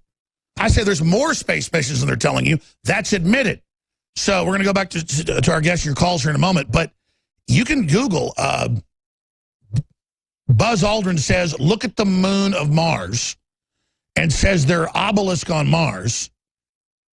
And that's on my show. So about 6 months before, India crashed that probe in to see if there's water. Well, they already knew there's water all under the surface of the moon. Before they did that, and I was talking to Buzz Aldrin out in L.A., it was off-record conversation, most of it. But, I mean, I can't hold back at a certain point. I mean, he said some of this on air, and it was just wild. And he wasn't kidding around either. I mean, moon bases, missions that have already been to Mars. He said, and watch, if you don't believe me, they're going to announce water on Mars. The probe will find water. Sort of laughing. And he goes, we know, because this is just the way we're announcing it through them. I mean, it's just so weird. The secret societies and NASA and all the occult stuff. Robert David Steele, that's a whole other can of worms. I don't even cover that. But it's something they don't want anybody to touch. Go ahead. Let me just say, Alex, you haven't said anything about the book that I'm co-sponsoring on pedophilia. Well, I mentioned it when you first came on. Let's talk about that and then the Vatican and then go to calls. Okay, this is going to be a blockbuster. Joachim Hagelpan is a West Point graduate and one of the best investigative journalists we have today. And we're publishing every chapter free online. And of course, we'd be honored if you wanted to publish them. This is going to be the definitive book on pedophilia in this generation. The occult, what you call Satanism, is always the same archetype is associated with this. Whether it's some genetic manifestation of the brain or whether it's interdimensional, whatever it is, it's real, it's manifesting. From your deep research of this, when did you discover it's like a pedophile network ruling the planet? Because that's the consensus now, even in mainline literature and research. This is an empire of people that feed on children. I have to say, Alex, I was late to really understand all of this. And I'm 64, 65 years old. And what I'm finding is that it's not until people get to be about 50 to 60 that their mind's starting to open to possibilities. Everybody else is happy in the little lane in the road that the government gives them, that the fake news media gives them. But Pizzagate, for me, was a major event because a Romanian taxi driver, not Russian intelligence, got John Podesta to do something really stupid, respond to a phishing attack, and it broke it all open. The code words, the small children by name invited to the swimming pool party with John Podesta. All of this is sick, and it's all documented. What we're not at yet is people realizing that it includes satanic rituals, the murder of children, the drinking of blood. That's the final veil. I'm a commissioner on the International Tribunal of Natural Justice with Sasha Stone and the Chief Justice and many others. In fact, Cynthia McKinney, I think, will also be a commissioner. We have a year-long project on pedophilia that is going to blow the top off this thing. And the book is a first step toward helping the public understand that the deep state is glued together by pedophilia. That's how they control. Sure, and let's expand on that, though. Let's expand on that. You go back to every ancient society that got more complex, they would always get more corrupt, whether it was in Western Europe or whether it was in Asia or whether it was in Mesoamerica. You always end up building pyramids. It always ends up with, throwing virgins into fire. That means young girls, young boys. There is some weird anomaly that keeps manifesting itself, and it's happening in modern time in association with people in power. Is it just some sacrament to prove that you will hurt the young and that you're a psychopath? Is it like a gang initiation, or why does it keep manifesting? Alex, you're one of the foremost commentators on mind control, and I would tell people that not only does David Talbot do an excellent job in The Devil's Chessboard, documented how CIA with Nazi scientist help got a really good, and Yale University help got a really good job, really good grip on mind control. That's right. They brought in the angel of death to help. Now it's far advanced. So what we have here is pedophilia and mind control and blackmail and bribery are all part of how the deep state, which begins with the Rothschilds and the Black Pope, the Jesuit Black Pope, then the City of London, the bank, Wall Street, they use mind control and pedophilia and blackmail and bribery to basically manage the Freemasons, the Knights of Malta, and other secret societies that are willing to betray every national, corporate, and cultural loyalty. Okay? So it's part of the hidden control of our economy, our society, our government. And that's what #unrig is all about. Exactly. So what would you call this big awakening that's coming? And then what are the anomalies? What are the counterstrikes that we're going to see by the forces of the vampires? Well, I'm worried about a pandemic, Alex. I really think that the empire is planning a pandemic. I think that they are going to unleash a virulent, airborne disease. And Chelsea's new book said that. We need global government to respond to the global pandemic that's coming. That's absolutely false. Global government is the worst possible solution. One of the things that a Nobel Prize was given to Elinor Ostrom for governing the commons. And what she demonstrated is that the only kind of governance that works is self-governance at the local level. The higher you move authority... Everybody knows that. The more you're not in touch with what's happening, the more authoritarian. Exactly. Yeah, so I mean, a socialist wrote the book, Small is Beautiful. They were right about that, so why don't they see that socialism doesn't work? You need absolute individualism. Then through free market, it creates the ultimate collectivism of individual free will. Alex, I would like you to be the voice for #unrig, okay?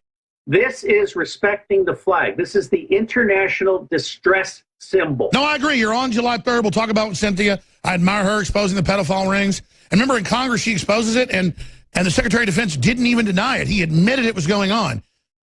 We not only have the military participating in pedophilia and military transports bringing in kids that have been kidnapped or purchased in Thailand and elsewhere. We also have a lot of male rape in the military. We have Kate Griggs, whom you'll remember, Colonel Griggs' wife in the Marine Corps, talking about the sadomasochistic Nazi disease that is prevalent among our senior officers in the military. Did you ever run into any of that when you were an officer in the Marines? The short answer is no. And I feel blessed by that. I was asked to join the Masons when I was in the CIA, and I'm glad that I didn't. Because it turns out most Masons are good people trapped in a bad system. Well, it's just like any secret organization. Other cults use it to recruit. Yes. Yes. All right, we're going to, I got to keep even longer because I promise we're going to calls. But I don't want to cut these callers off. But let's get started here. We got Frank, Jason, Justin, Travis, Dean. We're going to everybody. Let's go ahead. Who's been on the longest here?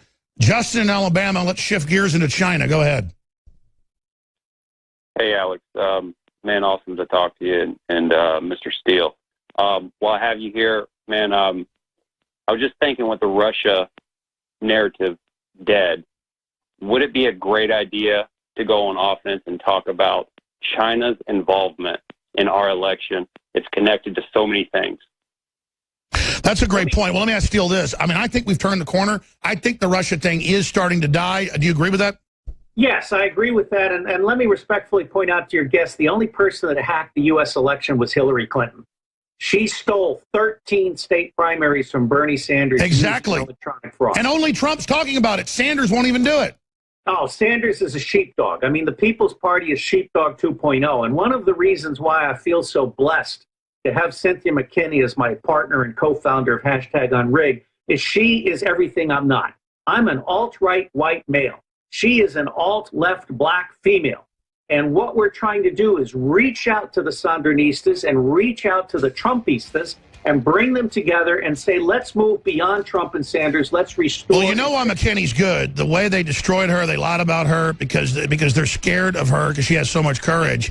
She'll be on next July 3rd. If you people I know, Alex, and I know she would be honored to be on. No, your I know. show. Well, you're on next. You're on July 3rd. Justin, we're gonna come right back to you. So you got to come back. All right, he's riding a shotgun with us. At least another 10, 15 minutes to take your phone calls, and I've got a Paul Watson report I've got to get to. I mean, if there's any tombstone for the undead creature known as CNN, this report we're going to air is it. So the video CNN doesn't want you to see with Paul Watson coming up. And I've always known if we just promote liberty, promote open free societies, promote Americana, they're going to be strong men and women that are going to wake up and take action politically and culturally that'll be way more articulate than I am or anybody else. Look at Paul Watson's one of them. Donald Trump, who would have ever thought, I mean, I've looked at his past now. He was fighting NAFTA and GATT 30 years ago. He was against the globalists. So he knew about the stuff before I was born. Dr. Corsi knew him 45 years ago. When I wasn't even born, I'm 43. Look like I'm 50. And Trump was awake back then. He's just been playing possum. How many other Patriot sleeper cells are there? It's an amazing time to be alive, ladies and gentlemen. And I guess I told Steele earlier that he was going to leave at 20 after, but he had said he could stay on longer. So I guess we didn't relay that message. Let's try to get him back on. If not, it's fine. Hey, always great having him on, though. Because I was relaying we're going to hold him longer, and he said he could. Justin in Alabama, you're on the air. Go ahead. Yes, sir. You were making the point about China. Go ahead. Yeah, I was just mentioning about China. You know, it's connected to Hillary Clinton, and based off of what Hagman was reporting that, you know, the indictments are going to be following fast. Would that not connect her and help him out in that regard? And also with North Korea, it seems like that's what everybody wants to talk about, and those two seem to be... No, I agree. We should change the subject off Russia onto China. And again, I don't want to sit here and bash China and the Chinese people. They're great people. They have a horrible regime and a bunch of corrupt generals, total crony capitalism, living off of them. And I'd love to see China reformed. I'd love to work with China. But right now, they're very aggressive. They're penetrating everything. It's just incredible. Robert David Steele, what do you think about China and its influence? The bottom line is the American era is over and the Chinese era has begun. And people need to get a grip on that. The problem is that the Americans represent the worst form of predatory capitalism, unilateral militarism, and virtual colonialism. I mean, I stand with Martin Luther King, who was assassinated because he said the United States was the worst purveyor of violence on the planet. China is beating the United States. I recommend to all of your listeners a book by my friend Parag Khanna called Connectography. Instead of spending on its military, China is infrastructure, on building roads and ports and basically bribing a lot of foreign officials. So they've done the soft power takeover, 98% of rare earth minerals. How in the world could the United States go in the last 30 years from controlling rare earth minerals to giving that strategic system to them? A lack of integrity in our government. I am a professional intelligence officer. I want Donald Trump to have a grand strategy that understands the 10 high-level threats to humanity. The first 3 are poverty, infectious disease, and environmental degradation. And I want him to be able to manage all policies and true cost economics. We need a balanced budget. We need to actually focus on the prosperity of the individual average American. Absolutely. Turning loose the power of the people. He says he's doing it. He's made the first steps. The elites are already so upset. How far will they let him go? We'll talk about it coming up. Frank in North Carolina, you're on the air with Robert David Steele. Yeah, Alex, I respect you for taking my call. I consider myself to be an amateur intelligence officer. I'm a former 0311 team leader, 9/11 truther, truth seeker, truth teller, the best I know how. And I am an admirer of Cynthia McKinney, and I recently heard Dr. Steve Pacinic state something on your show that you are a master of mixing fact with fiction and also of the psyop. And I just wanted to say that I really agree with that, with his characterization, and you expend a lot of time and energy deflecting attention away from ground zero of the New World Order, which is organized Jewry. Well, sir, you know, one big part of that is I'm constantly being accused of getting my orders from Israel, okay? And that if somebody falls on a banana peel, Jews did it. Do I like some of the things some of the interests in Israel have done? I mean, there's a bunch of different camps in Israel. They're constantly trying to overthrow each other. Just like I criticized communist China, but I said I'm not against the Chinese people. It's not out of some control. Yet I haven't had Jews involved in anything I've done. I've had liberal Jews, you know, call me anti-Semitic and make up crap, and I've not sunk to their race-baiting level because I'm not anti-Semitic. I'm not against Arabs. I'm not against Jews. I'm not against anybody. But I'm gonna go to break. I'm gonna let you come back, Robert. I know this is a short segment, but I'll keep you at the end. Sorry, Robert. 20 seconds. I'm going to come back to the caller after that. Go ahead. Okay, there are 4 levels of Zionists, and most Jews are not the problem. It's the Rothschilds and the Zionists at the top of Israel. It's not Israel, and it's not Jews that are the problem. Sure. I'm going to come back to Frank, though, and give him a couple minutes on this because it just gives me a headache. I mean, it really does. I mean, I work for the Vatican. I work for the CIA. I work for the Jews. You know, how about I did some things myself in my life, you know? Live from the InfoWars.com studios, it's Alex Jones. You know what I found is there's an infighting bug where you're liberal, conservative, Christian, Jewish, agnostic, libertarian, where everybody wants to be this purist that then grades and reviews everybody else. And it's one of the favorite tactics, and I don't screen your calls. I mean, I'm happy to take this call. Where people call in and they say, you're covering up, you know, for the Jews and all this stuff. Meanwhile, I have the left calling me deeply racist, unalloyed racist, Tom Brokaw, you name it, taken out of the crypt to come out and say it. And I've got the Forward and the Jerusalem Post saying Alex Jones thinks Jews are evil, you know, and Alex Jones thinks blah, blah, blah, you know, all this horrible. So it's just crazy. The paradigm where I have like almost, I'm not saying you're this, Frank, but the Nazi groups, the KKK, I mean, they hate me more than Bibi Netanyahu. And it's because most of the Nazi movements and things have been run by the FBI and by big foundations. They've been caught over and over again. And so they want to create an internal fight in a nationalist movement to brand the nationalist movement as a race-based system. And then anyone that tries to bring everybody in under free market open systems is then branded as a race traitor. So it's attacked from without and within.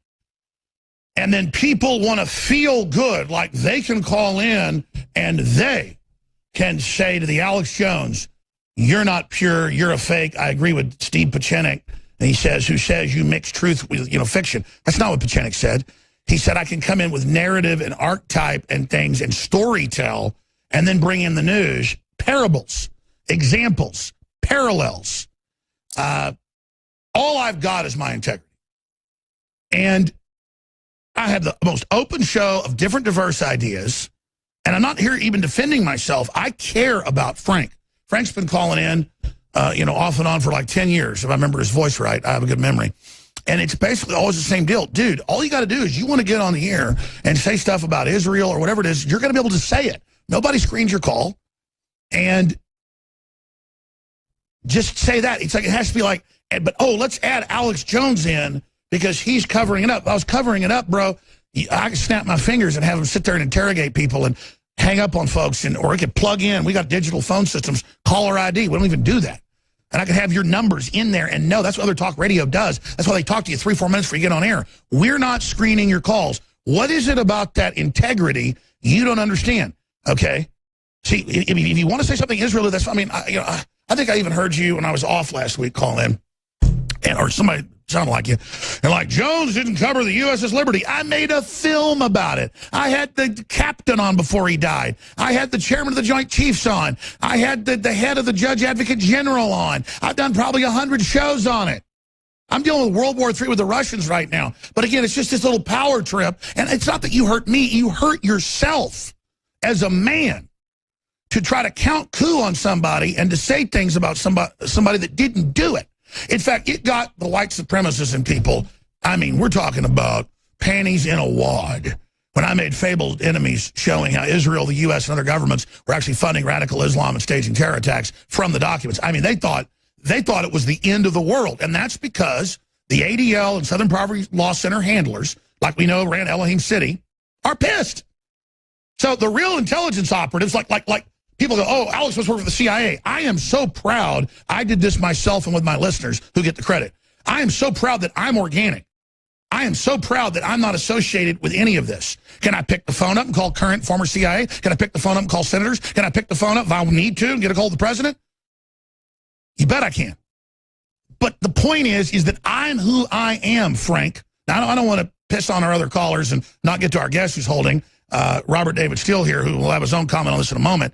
But again, we're not like mainstream media where something happens, we got to wait a day to see what the corporate line is. It's instant. It's instant here. So you're really talking to me, Frank. I'm real. I believe what I say. I don't work for the Jews. Okay, go ahead. No, Alex, I'm very sympathetic because you've been prominent for much longer than I have, and it's only now that I'm starting to get my stalkers and people who misunderstand me and attack me and so forth. So what you're paying for is the price of fame. Well, I'm going to give you the floor on this subject, and you talk about different types of Zionism in a minute. There's Christian Zionism, social Zionism, communist Zionism, political Zionism, metaphysical. We'll talk about it briefly, but I want to give Frank a minute because I've got to rant at him for 5 minutes. Go ahead, Frank. Let me have it. Yeah, I appreciate it, Alex. And like you always say, justice be done, let the heavens fall. I agree there is a hierarchy. From my investigation, from my heart, it all seems to be subservient to organized Jewry. You look, I mean, the Jewish people are the most organized people in the world. You look, don't even, I mean, I'm not even talking about Israel. Just look at the organizations of Israel and the money they're able to raise here in America. And I mean, and their control that they exercise over the media. I mean, I used to fight these guys that you call Nazis. I used to defend you. I used to write like 5-page-long blogs defending you on social media 10, 11 years ago. Sir, I don't think you need to defend straw men that they've created. You don't need to do that. And what I'm saying to you is they also give mythical powers to Jews and then say everyone's really Jewish who isn't, or Jews funded this, Jews funded that. Do you understand that? It's fundamentally insulting to think that InfoWars was secretly financed by Jews. Okay, I'm sick of it. I want to promote ideology of freedom, not infighting, and then we're going to get Jews, everybody else to join it. I believe in that. I believe my ideas, your ideas, good ideas, are going to trump whatever mafia crap there is. Is there a Jewish mafia? Absolutely. Do they demonize me for exposing it? Absolutely. When you expose Jewish mafia, do they call you anti-Semitic? Absolutely. No, there's mafias in every group. The Russian mob's big. The Jew mob's big. The Italian mob's big. The WASP mob is so big, they don't even call it a mob. The point is, and then they misrepresent what I say. How do you square the leftist press and the forward and all the rest of it saying I'm basically Adolf Hitler, and then all the Nazis hate me more than anybody? How do you square that up? Well, I checked the names of all the people that you talked about for the past 11 years that are agents of the New World Order, whatever you want to call it, the elites, the globalists. Almost all of them are Jewish, so that begged the question. I didn't know anything about Jewish power. I looked it up on the internet. I said, well, what percentage of the population do Jews make up? When I found out that they'd never made up more than 1 or 2% of the population of the United States. But I checked the bios. I ended up calling it a bio check. They're almost all Jews. Everybody you talk about on your show for the past 11 years, almost all of them are Jewish. How is that irrelevant? But see, nobody then goes, oh, look at Matt Drudge fighting the globalist. He's Jewish. Or look at people in Trump's family that are involved supporting fighting the globalist. It's way more complex than that. But listen, you've had your time. I got to get to other callers. And then I'll get callers saying the Vatican runs it all. Or they'll say I'm anti-Catholic because I'm exposing pedophile rings that took it over. I'm not anti-Catholic either. Just like Masons, I'm not anti-Mason. They can use any big organization or group for power groups to form in. Robert David Steele, I mean, what is your view on this? Unfiltered. We don't pre-interview you like everybody else tries to do. I mean, we don't sense. Have I ever told you what to talk about or what to do? I know you've been critical of Israel. If you're, my bottom line is if you're being attacked, you're being effective, period. But how do you square the paradox of I'm like #1 enemy of the Nazis and white supremacists, literally, and then the liberal Jewish groups say I'm this Nazi? I mean, it's just crazy. Look, the reason Cynthia McKinney and I joined together is because I'm alt-right and she's alt-left. We're actually trying to talk to the bikers about having a biker escort for No, you're all about solutions, but how do you square up what I'm talking about? You have to be true to yourself and keep doing it, period. You cannot let all these nitpickers get you off course. And one of the things that I'm finding is right now I'm under a massive slanderous attack from a guy with zero integrity. No, I agree, but you just got to move forward and ignore it all. Because that's what these psychic vampires, I'm not saying the last guy's a psychic vampire, but some of these people, that's what they do. And it's important we talk about this infighting, because people, my crew comes to me and says, hey, these people are fighting each other. It helps to acknowledge the attack. I think it helps to acknowledge the attack and to do one gracious response. And in the event the attack is violating the law, as this guy is with me, and I got to give Google high marks. They forced him to take down videos in which he was slandering me. So as much as I don't like the way Google has attacked you, and I hope that's all settled, as much as... Well, it wasn't even Google, we've now learned. It was a contractor company that actually hooked him with Facebook. Well, I'm glad to hear that, because I think Google has a lot of power to do good, but I don't like the way they've manipulated searches in favor of Hillary Clinton and against Donald Trump.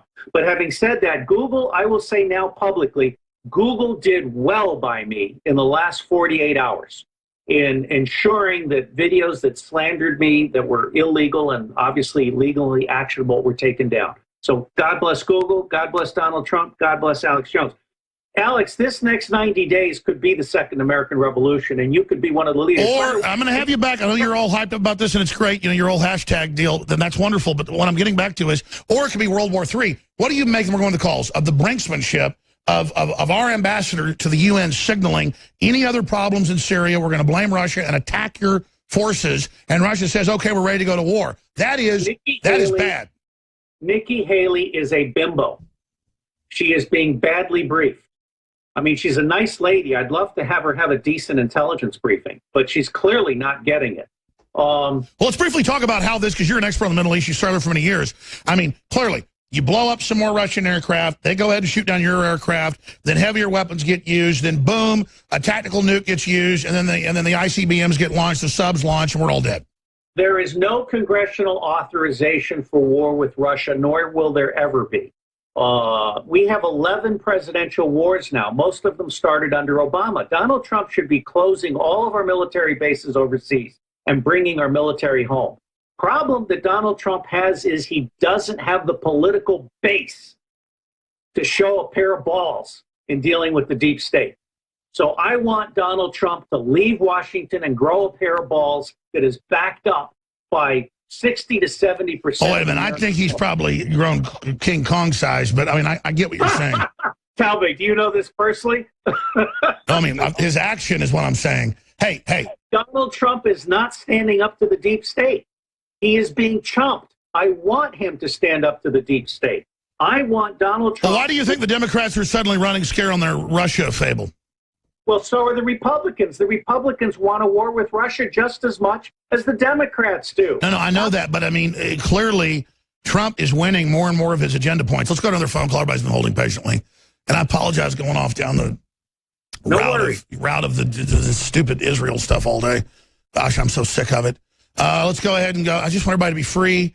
I want everybody to have a great future, free market, advanced technologies. I just want to be all about ideas, not what religion or what color you are. The reason I'm so anti-Islam is it's been totally radicalized, it's been green-lighted by the left, and it's not tolerant. Can I say something real quick? Yeah. World War III, it's one of my Trump Revolution series. World War III has started. It is between the 1% and the 99%. Everything else is disinformation. I agree, except I've done the math. If you look at how less than 1/10 of 1% has half the wealth, and the 1% has like 75, 80%. We did the math before. It was like 0.000000042 or something. I mean, it's so. I mean, you're in the 1% if you're making $300,000 a year. That's a good middle class person with jobs and getting their nails done and buying cars. That's not the ultra rich. I mean, it needs to be like the 1/10 of 1 millionth or whatever it is. Look, what we have going for us, Alex, is that the only thing that can overcome organized money is organized people on the street. Not only can the public take back the power in August by basically confronting every member of Congress, all 535 of them, we can take back the power, we can restore state rights, we can end federal ownership of most land. No, I agree, and Trump should get behind that. And I agree with you, Robert David Steele, that the Soros is funding folks to go harass members of Congress when they're back in their districts. We need to be at all those events and city councils and using every bully pulpit to promote Americana. God bless you. Okay, let's go to Jason in Connecticut, holding like a real trooper. Jason, you're on the air worldwide. Hey, Alex Jones. So let me just, I probably don't have much time, so I'm going to get right into this. I think to win the war, we must kill their God. And to answer your question on why and where all this pedophilia, all this stuff is coming from, we know that their God now is Baphomet, 100%. It goes back to the Knights Templar. It goes even connects to Islam, because Muhammad is another word for Baphomet. And I believe you should really have Tracy Twyman on. She wrote a book. It came out late last year called Baphomet, The Temple Mystery Unveiled. And she just came out with another novel that reads like a Dan Brown novel. It gives the reader an insight into the God's origins. Prince Charles is a character. Prince Philip is a character. It shows how these rituals are done historically based on archaeological. Well, that's right. There's archaeological. There's the Smithsonian. We got into the big archives, the Getty archives, a few months ago in Los Angeles. And when you talk about torturing the kids to then get adrenaline into their blood, then drinking it fresh, that's all in mainline museums. They just don't show the public. So Millie Weaver and Gavin got that info. Thank you, Jason. Yeah, what about Satanism or Luciferianism as an operating system? Well, if you're asking me, I think it's part of the glue that keeps the deep state together. One of the things people don't realize is that the Catholic Church is actually a controlled religion. It's a religion that's intended to take control away from the states. I don't believe that the Pope and the Vatican should have diplomatic recognition. I agree, but let's expand on that. This Pope has finally gotten Catholics to wake up, where they're promoting open borders, global government, the end of families, saying get rid of Europe's Christian roots. These are quotes. This Pope is outrageous. It's like the Cardinals elected Anton LaVey. Well, the United Nations and the Catholic Church are essentially globalist tools. And I'm publishing a new paper in the Trump Revolution series on taking down the deep state. And I discuss the United Nations, the Catholic Church, particularly the Jesuits, who violate the confessional. They're using the confessional as an intelligence. Well, sure. The Jesuits aren't supposed to even be involved as cardinals, much less a pope. It was a separate army, as you know, created by Loyola, and it's completely out of control. Well, the Jesuits also have 200 years' worth of managing the Vatican's finances. They control the gold in the land.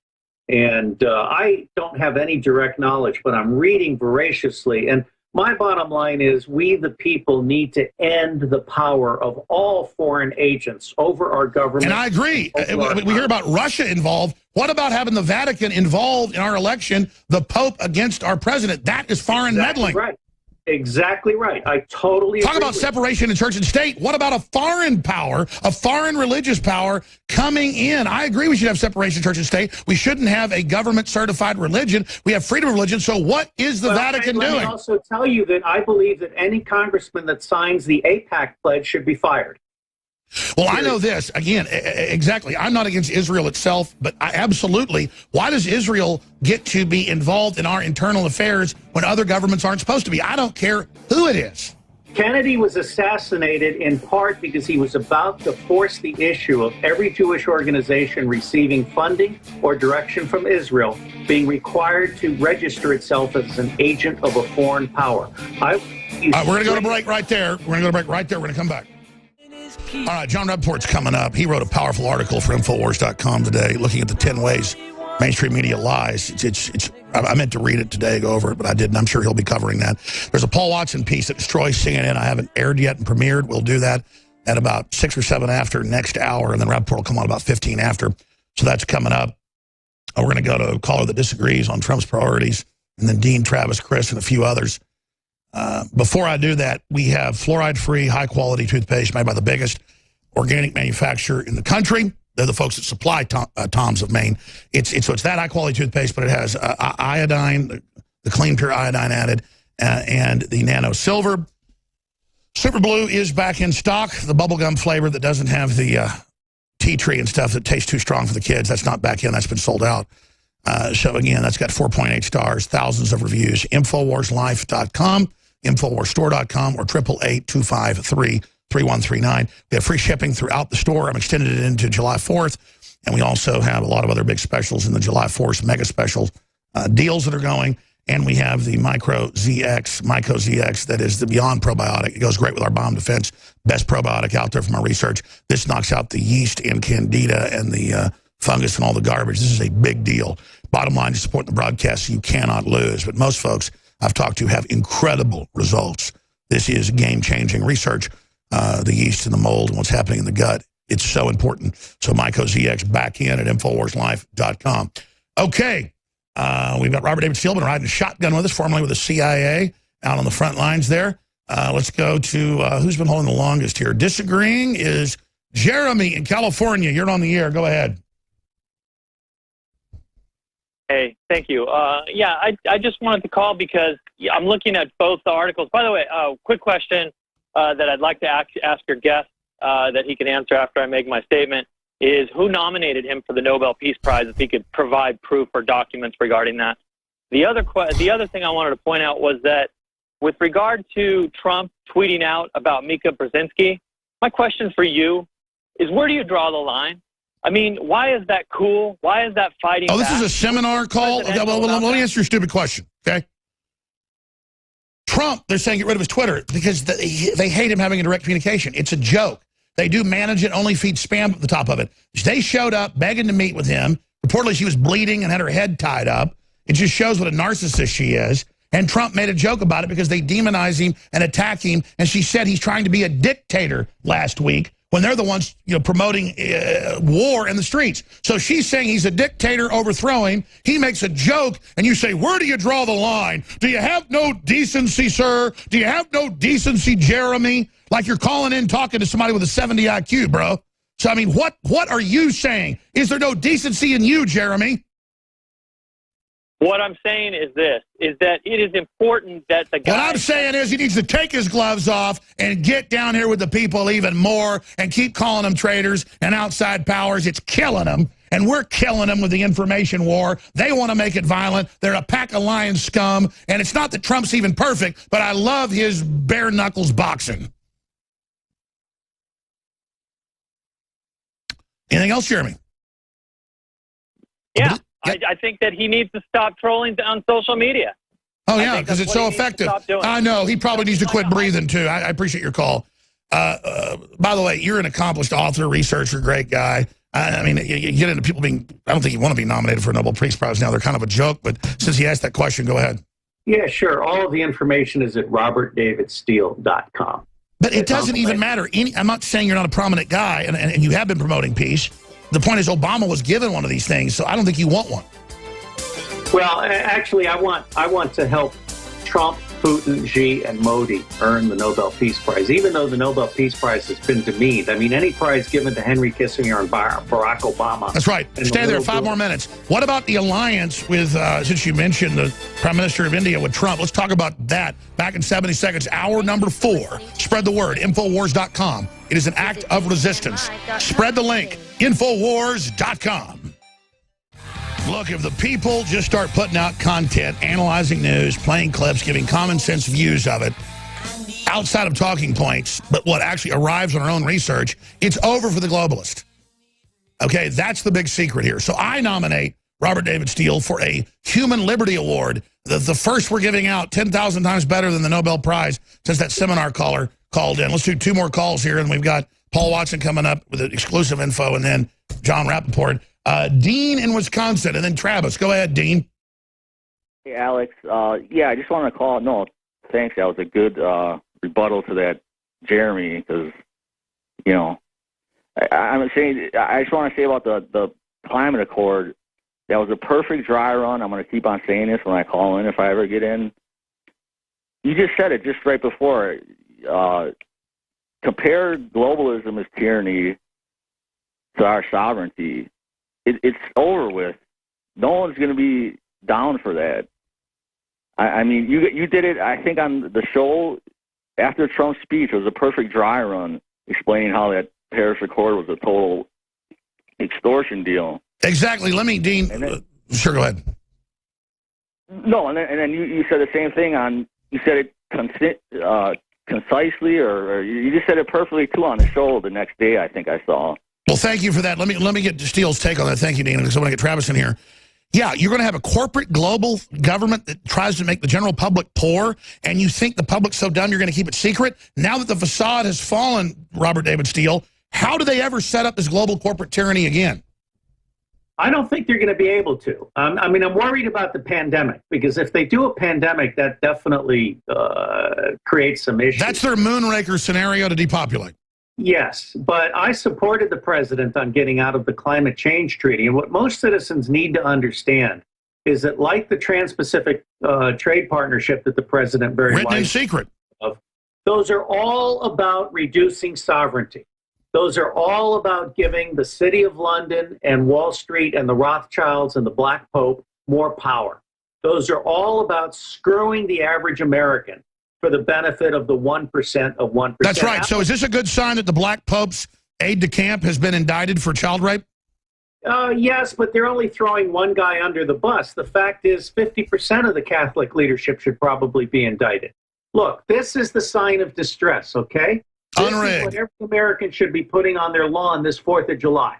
I agree with you, and it's a sign of respect. Enemy control. Travis in Kansas, last caller before John Rappaport takes over. Go ahead. Hello? Yes, sir. Hey, how's it going, Alex? Good. Yeah, I just wanted to mention, you know, everything that you've been saying is true and everything. And, you know, people need to realize that the true battle is good versus evil. It's not Democrats versus Republicans or left versus right, you know. And they're trying to divide people on as many fronts as possible. To divide. That's right. Evil's got players everywhere. Good's got players everywhere. Well, I agree with that. And that's the heart. And let me end on this. That's the heart of why Dr. Cynthia McKinney and I have come together to create #Unrigged. And we will not talk to any politicians. All we're doing is educating constituents, one congressional district at a time, on how they can take back the power. Sure, and how much power they have. Well, we're going to have you back up July 3rd. Let's let Travis finish. Go ahead, Travis. Your biggest sleeper cell that you got in the American community is the Democrats, right? And they know that there's something else out there, that there's more to it. Well, I think... Yeah, they know Seth Rich got killed. They know Sanders got robbed. Well, I think the biggest awakening is just doing full disclosure. They need to, you know, it's... No, I agree. Don't get in the infighting. Keep hammering the issues. Thank you. Real fast for Steele. Why do you think they're having an FBI indictment prepared on Sanders? To keep him in line, or why is that happening? Because he played ball. That's a really good question. I mean, I think Sanders has demonstrably been bribed by the Democratic Party. And I would reach out to the members of the People's Party, which is a Sanders sheepdog movement, and I would say to them, free yourself from the Democrats. Exactly. Thank you so much. Paul Watson coming up, and John Rappaport. All right, John Rappaport soon will be, we're going to launch this soon. I just got a lot of fish in the fryer.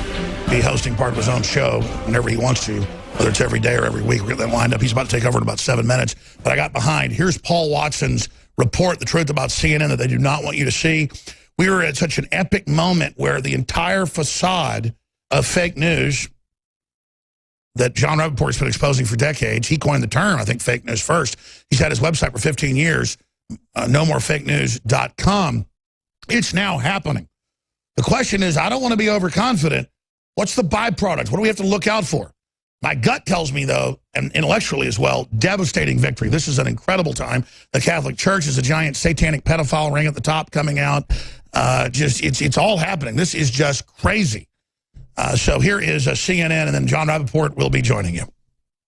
Brian Stelter is butthurt that people are being mean to CNN. Boo-hoo! He's whining about InfoWars promoting hate and resentment towards CNN. Millions of people are exposed to extreme anti-journalism views daily. Example, memes equating journalists to terrorists. This is harmful. You want to talk about harmful? and all you've got is memes. I'll tell you what's harmful. Your network pushed a fake news narrative, Trump-Russia collusion, that your own producer admits was made up for ratings. Our ratings are incredible right now. You think the whole Russia is just like...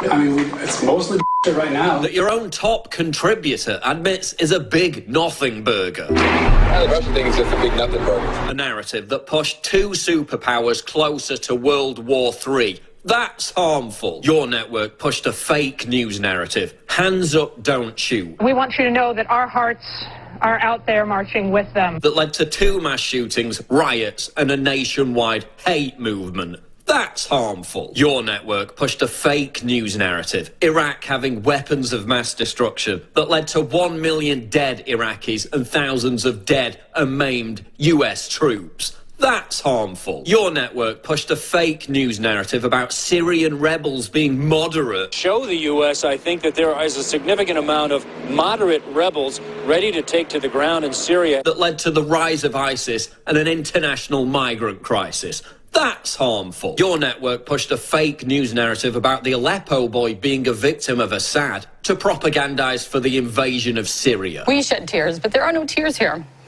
He doesn't cry once. That little boy is in total shock. When his whole family were supporters of Assad and said their son was used as a propaganda tool by the jihadist rebels and by extension, CNN.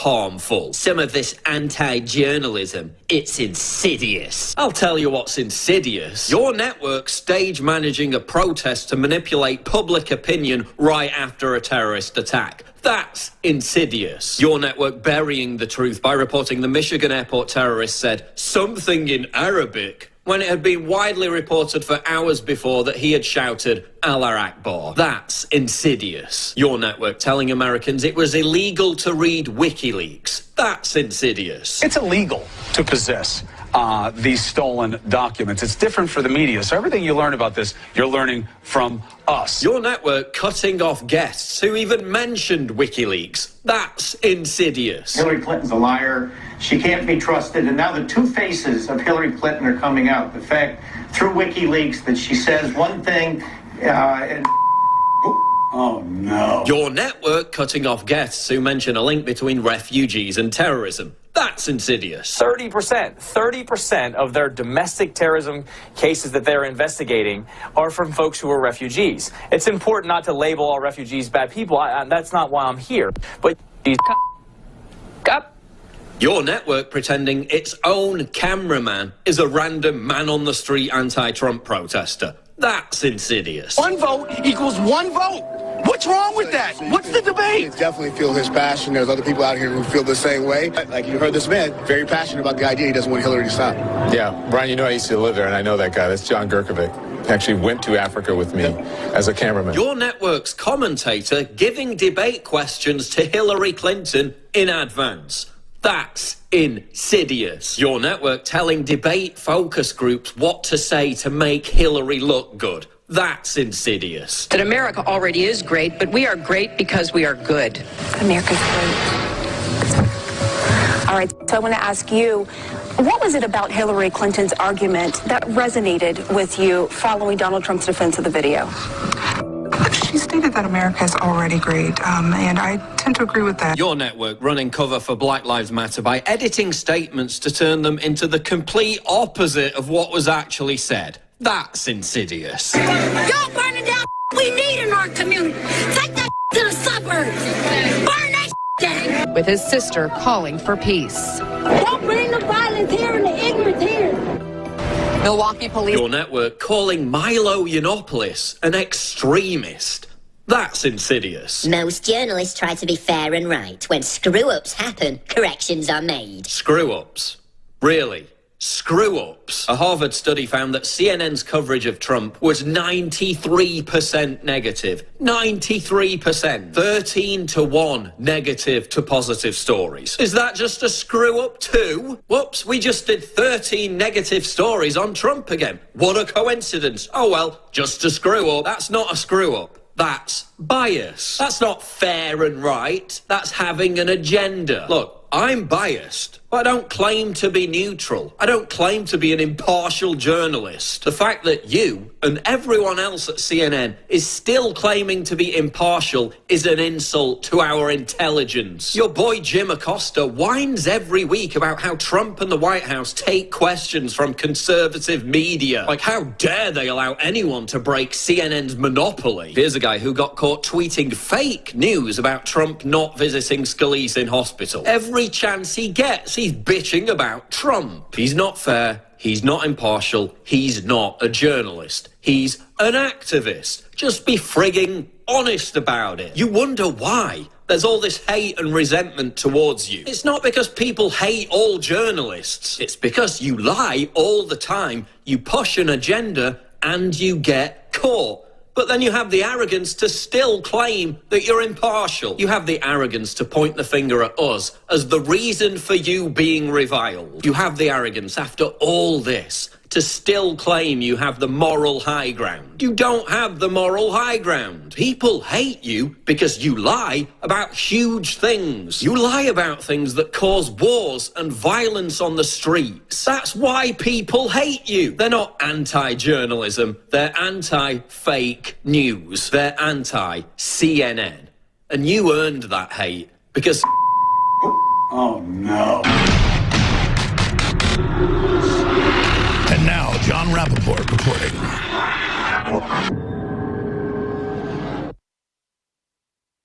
John Rappaport here for InfoWars, sitting in for Alex in the 4th hour. Yes, Paul Watson. That's really something. I've been around for a long time doing news. There's nobody like Watson. He's taken that type of presentation to a new height. Look at all of his work. CNN, fakery on parade.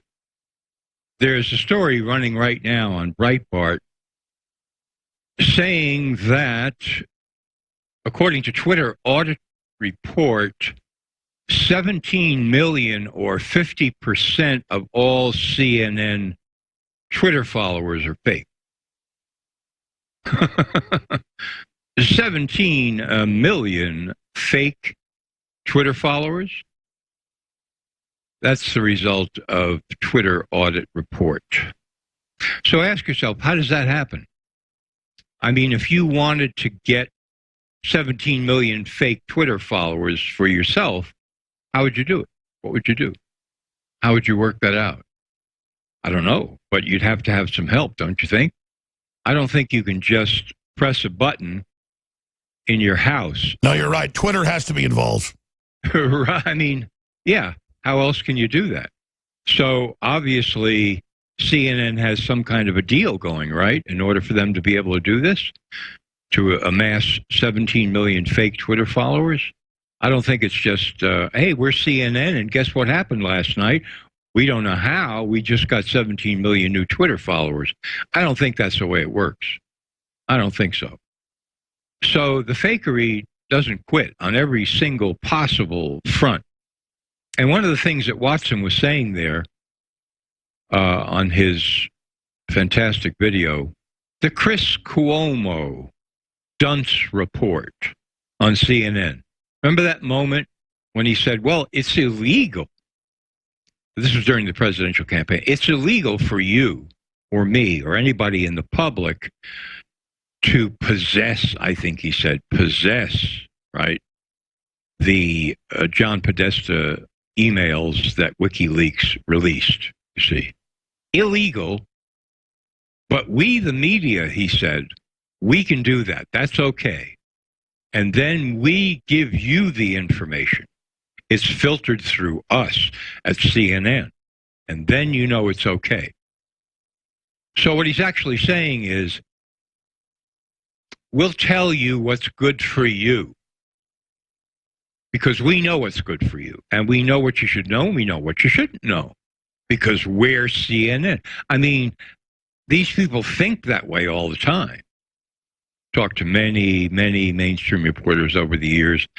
This is their arrogance. This is their entitlement. This is their attitude. This is the way they think all the time. But they don't say it, you see. CNN is a bunch of kids, amateurs, fakers dressing up like adults and pretending to be journalists. That's really who they are. That's who they are. And they don't know how to do it. They can't get it right. So they'll have Chris Cuomo, a dunce, basically, coming on the air and just telling the people, you can't have you shouldn't don't go to WikiLeaks. Don't look at those emails that are now posted there. You're not allowed to. It's not okay. But we can do that. We at CNN, we can go there and we can do that. And then we can interpret, you see, and digest, because we understand what's important and what isn't important and how you might be deluded by all of this stuff. We can tell the fake from the real. You trust us, we'll do that job for us, you see. It's different. You let us look outside of the outside world. You stay in the box. We're going to tell you your eyes are our eyes. You have to go through our filter. We are the controllers of your reality. We are your gods. This is the ultimate cult. And now, John, we see their cult falling. What do you expect to happen next? I'm sorry to be jumping in. I'm just watching and listening. It's okay. I'm glad you are, Alex. No, we skipped the breaks. You have more time. I apologize for cutting in. Go ahead. They've imploded so many times that where are they going to go next? I mean, either they stop talking about the whole Russia-Trump narrative that they've, run 5,000 stories on because they had to retract the article. They fired 3 reporters, including a Pulitzer Prize winner. They're being sued for $100 million. Sued. So either they drop that story, in which case, what do they have? Nothing. Or they just continue to pound on it. I wrote a piece today. Their ratings are crashing. They're now 3rd behind MSNBC. You wrote a piece, I hope you'll get into later, like the 10 ways they lie, too. Yeah, the 10 ways that they lie. But this latest one, they're the lowest of the cable ratings right now as of last Tuesday, running behind MSNBC and Fox. So they're just going to continue to crash. And the truth tellers are going to hold them up against the wall like never before. I mean, we've already been doing it to a tremendous extent. No, but I agree. They're beyond wounded. They're like undead. They've been dead since the Piers Morgan days, but they don't know when to quit, which is going to make their destruction even more spectacular. I think so.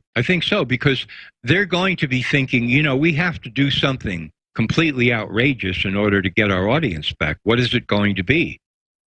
And they're going to cook up some ridiculous scenario or event. I agree. They're already foreshadowing violence against them. They might run a false flag and hire some mercenaries to come in there. I'm serious. That's right. Because what did they recently say in the latest fake story? Trump, here's a story from CNN. Because Trump is attacking us by calling us fake, now the lives of journalists all over the world are in physical danger. Try to follow that logic. So now when anybody gets hurt in a war zone, a war CNN helped start, it's Trump's fault. There you go. Exactly. It's Trump's fault. He did it because he criticized us. So what's the takeaway from that? Don't criticize the media. And they really think that's going to fly? I mean, that's going absolutely nowhere. It's just going to redouble people's attacks on I was about to say, don't they get their feeding the trolls times a trillion? I mean, this is spectacular. Yeah. They don't seem to get it at all, right? Yeah, there's Wolf Blitzer. Potentially very dangerous for Trump to call the media an enemy of the people. Okay, this guy is the weakest anchor on television in the history of television news.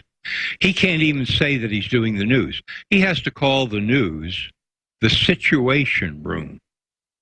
Who dreamed up that idea? What's the room? It's a television studio. What's the situation? The situation is, here's the news. So they have to dress this guy up because he doesn't have any firepower.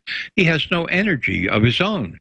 He's just sinking into, the swamp. Why do you think, though, because they could hire some powerful-looking, smart-sounding people to read teleprompters, it seems like CNN and MSNBC purposely get, like, these rat-like people, even the female anchors, I'm like, this is, like, so transparently not real, not bona fide, not substantial. It just reeks of failure.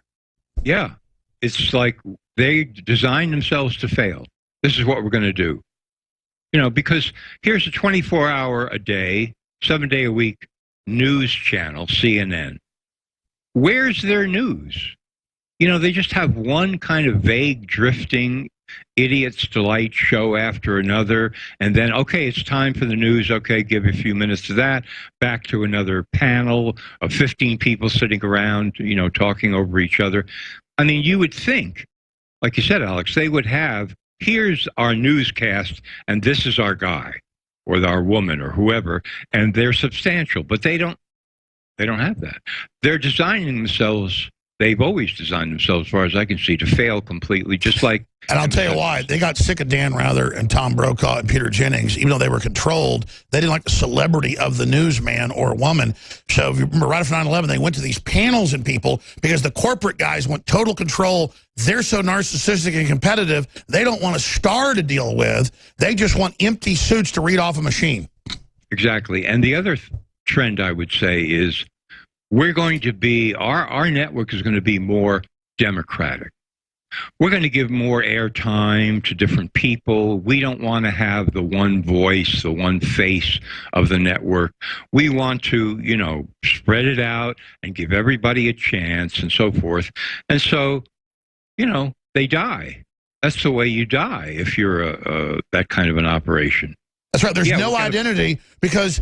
the globalists, they don't want us to have an identity. They want an empty culture. They want to kill original journalism so that because it threatens them by putting out false journalism, but instead all they killed was their own system. Yeah, that's exactly right. They thought they were killing us. They were really committing suicide. That's the way it always works. If you're going to have an independent media, you're going to have many independent individuals presenting the news and the news behind it. And if you're going to have powerful personalities, and I don't mean by their physical looks, but by their spiritual looks, they're going to occasionally, even if they're your own ideologue, disagree with you. Execs don't want that. They want these empty nobodies. Yeah, that's the way it's turning out to be. Okay, we don't like this guy because he's too, I don't know what, authoritative. We don't like, he seems too real. So let's get him out of there. Let's have 10 fake people instead talking over each other. I mean, this is just the way these people think. They can't help themselves because they're failures. I mean, look at Jeff Zucker. He was the CEO and president of NBC Universal. That's right. During the period of time when he basically destroyed NBC. I mean, they went from the #1 network down to the bottom of the toilet behind everybody else. And everybody in the business knew about it. And they said, how can this guy still get good jobs? I mean, he just destroyed NBC completely from #1 to the bottom. But he gets the head of CNN. So how is that guy going to think? Is he going to want to find a really strong personality that's suddenly going to... No, that's globalism. Make everybody under you weak. So... existentially, then, what do you expect next? I mean, they edited me. It was horrible, whatever. Megyn Kelly totally blew up in their face. She's gone from 7 million viewers 5 weeks ago to less than 3 million. She's done. I mean, it's like the kiss of death. These people are a joke. I love it. She's going to go to MSNBC. They're going to dump her in the graveyard over there with Brian Williams, and they're going to have a little tete-a-tete show between them, and it's going to be... That's right. They never admit they fail. They always have like a magazine show once a month for Piers Morgan, too. Right. Yeah, nobody really ever dies. They just keep bringing it back. That's what's going to happen to her. And I think that it's quite possible that NBC just took her away from Fox with what sounded like a great deal because... the idea was to destroy Fox. That's right. That was all part of that. NBC knew that they couldn't really use her. Their audience doesn't She doesn't get she was being used kamikazing Trump. I told her that in person. You still don't get you've been used, sweetheart. You're so used to using everybody else, you're being used up. She's climbing the ladder and climbing the ladder at Fox and, you know, stepping over whatever she has to step over to get to the top. And then she doesn't realize you're not at the top. They're going to just use you and throw you away, and that's what's happening. All right, John Rappaport on fire as usual. NoMoreFakeNews.com. I'm going to unplug here. I'll keep interrupting. He's coming up straight ahead. The Nightly News tonight, 7 o'clock Central. We appreciate all you spread the word about InfoWars.com. The globals are trying to censor it. They're trying to block it. The articles, the videos, all of them, the live feeds. Send those out now because you're the power of this broadcast. It's all up to you, my friends. Back here in the fourth hour, before I jump into another story here, just want to remind you, 4th of July, summer mega specials are now live at InfoWarsStore.com. Limited time, plus free shipping. For example, Rainforest Plus, 30% off. Super Male Vitality, 30% off. Survival Shield X2, 30 off. Z-Shield, 30 off. InfoWars, select storable food, 30 to 40% off of retail. Emmerich's Essentials Outdoor Pack, 40% off of retail. Living Defense, 20% off while the supplies last. They're going to sell out soon. 4th of July, summer mega specials, live at InfoWarsStore.com. You understand what's happening to InfoWars and independent media. The attack is on. The idea is to censor, to limit exposure, and to limit income, limit the ability to actually function. So here, double duty. You're buying products for your own health and you're supporting InfoWars. Do it. Okay, where shall we go next? Psychiatric agenda. I've talked about this before. This is all tied in, by the way. Media agenda, psychiatric agenda. You're going to see media stories, media reports that keep on talking about mental illness in young people, kids, children. New discovery, breakthrough study indicates that more children than we thought have a mental disorder, as if this is some scientific discovery. It's a total hoax. I can tell you. You can check it out. You can really check it out. It's a total hoax. I've been investigating psychiatry and the medical cartel for 35 years now as a reporter. Listen to these stats, okay? Want to make sure I get these straight. 25% of college students in the previous year have been diagnosed or treated for a mental disorder. 25%. According to, the powers that be in the so-called mental health community, a quarter of all Americans 18 to 24 years old have a mental illness. 25%. That's a total hoax. And you have 6.4 million children in America between the ages of 4 and 17 diagnosed with attention deficit hyperactivity disorder, ADHD. That's destruction. The diagnosis is fake because there is no science. You can look it up in the Diagnostic and Statistical Manual of Mental Disorders, which is the official publication of the American Psychiatric Association, 5th edition, and you can read through that giant tome that lists roughly 300 separate and officially certified so-called mental disorders, different, distinct, have names, labels, and look for a blood test, look for a hair test, look for a urine test, look for a brain scan, look for a genetic assay as a defining way to diagnose any folks of these so-called mental disorders, and you won't be able to find it. It's not there. not for any of the so-called mental disorder. Yes, kids have problems, adults have problems, all kinds of things happen. But the grid that's laid over this by the psychiatric fraudsters is a fraud, a complete fraud. And, of course, the treatments, as I detail in the article that was just put up, headline, Psychiatric Destruction of Creative Children, you can see that the drugs are incredibly toxic, and they're being given to younger and younger children, such as, for example, SSRI antidepressants like Prozac, Paxil, Zoloft, given to younger and younger children who are being diagnosed with clinical depression. Now, I don't know how you diagnose a 4-year-old with clinical depression unless you're a sadist, okay? I have no idea how you would do that. Unless you were a sadistic MD psychiatrist, then I could see how you could do that, how you could sit there and look at a 4-year-old child and say, this child has clinical depression, and I'm going to prescribe a toxic drug called Zoloft to treat that developing brain in that child.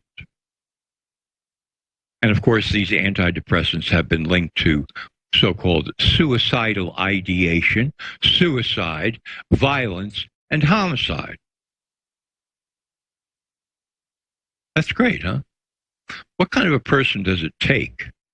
What kind of a monster, basically, does it take to start prescribing these drugs to 4-year-olds, 6-year-olds, 8-year-olds, and making this kind of diagnosis?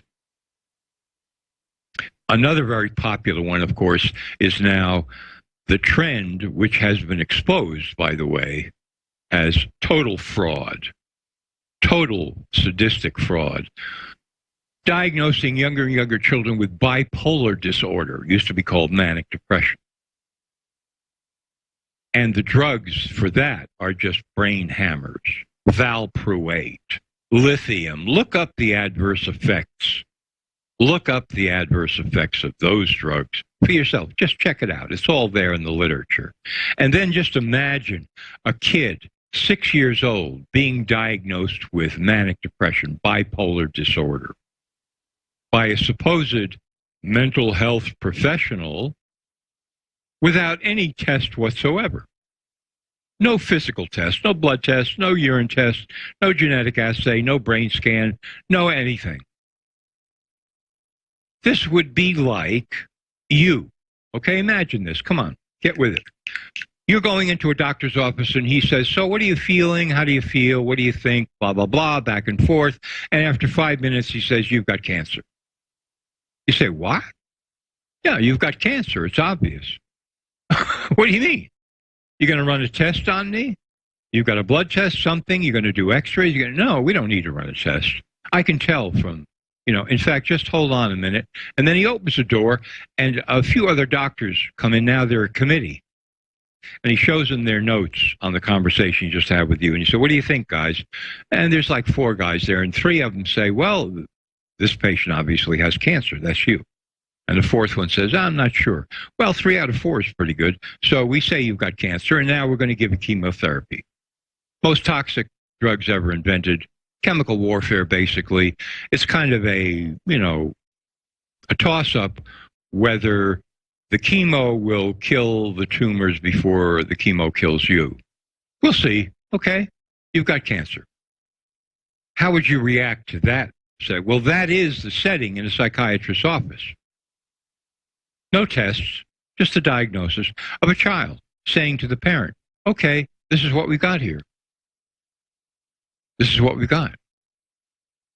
Your child has bipolar, and we're going to prescribe these brain hammer drugs to a young child with a developing brain. That's torture. That's chemical warfare. That's what it is. Now, this is part and parcel of a much larger structure that includes, of course, major media who support this uniformly. They're on board. They're partners in this operation. Then you have the rest of the medical cartel, the medical schools, the psychiatric training, the monopoly, virtual monopoly given on mental health to the psychiatric profession by the government. You've got that. And then to go bigger, you've got globalism. And you've got the push to level out the capacity of human beings at the lowest common denominator. Because what do you think is going to happen, and what is happening, and what has been happening in schools, where you've got kids who are sitting there twiddling their thumbs and bored and looking out the window and fidgeting because they're way ahead of everybody else in the class, and they're dreaming up projects that what they want to do because they're extremely smart and ingenious, and most of all, they're creative, so they don't fit in. They're going to get diagnosed with ADHD. That's what's going to happen if they keep that up and the teacher notices it. Well, you've got to see the counselor now. And the counselor says, yes, it looks like ADHD. And let's get a confirming diagnosis from a psychiatrist. And now we're going to put you on one of these drugs called Ritalin or Adderall, one of these that are actually amphetamine-type drugs that are going to cause you initial clarity and then a speed crash, because that's what happens when you do speed. You crash. And for those of you that are watching, the boys are putting up Richard Scarnati, an outline of hazardous side effects of Ritalin, which is a study that was published some years ago, 1986, and you see all the adverse effects of a speed-type drug. Paranoid delusions, paranoid psychosis, toxic psychosis, visual hallucinations. Yeah, you didn't hear about this, right? Extreme withdrawal, terrified affect, screaming, aggressiveness, insomnia, psychic dependence, decreased REM sleep, convulsions, brain damage possibility. Yeah, with ADHD drugs. Yeah, that's right. That's right. We're going to destroy the creative child before he can do what he came here to do, which is to create wonderful new things. And if you do that, and that certainly is the global medical psychiatric agenda, which they will never admit, but that's the way it's working out. You're going to destroy the lives, the brains, the initiative, the determination, the free will, and most of all, the creativity and imagination of a child, a creative child, who would otherwise go on to live a spectacular life. That's what you would do. That's what's happening. That is what's happening.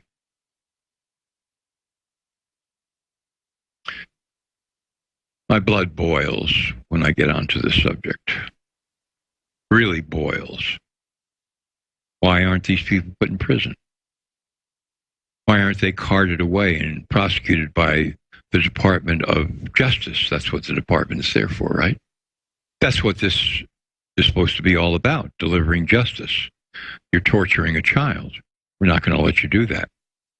We don't care what you call yourself. We don't care if you're an MD or a psychiatrist or whatever. You're torturing a young child. You're destroying their brain and their creativity. So for the rest of your life, you're going to be in prison. Seems only fair. At minimum, that would be justice.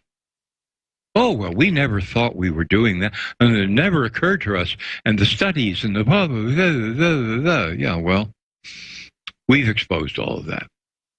So it's too late for you now. But possibly you can while away your years in a lockup, thinking and understanding that you may set an example for the professionals that come behind you so that they won't do what you did to destroy lives. All on the basis of transforming global society into the lowest common denominator of slug with these drugs. That's the chemical warfare that never ended, and unless we put a stop to it, or at the very least have choice to get out of it,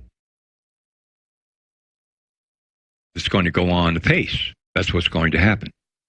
That's where this whole thing is going. And CNN and Fox and NBC and ABC and CBS and whoever else you want to throw into the mix, they all support this as science. They all get behind it. They all say, well, this is the professional community here of scientists, and we can't really investigate them or call them out or expose them because what do we know?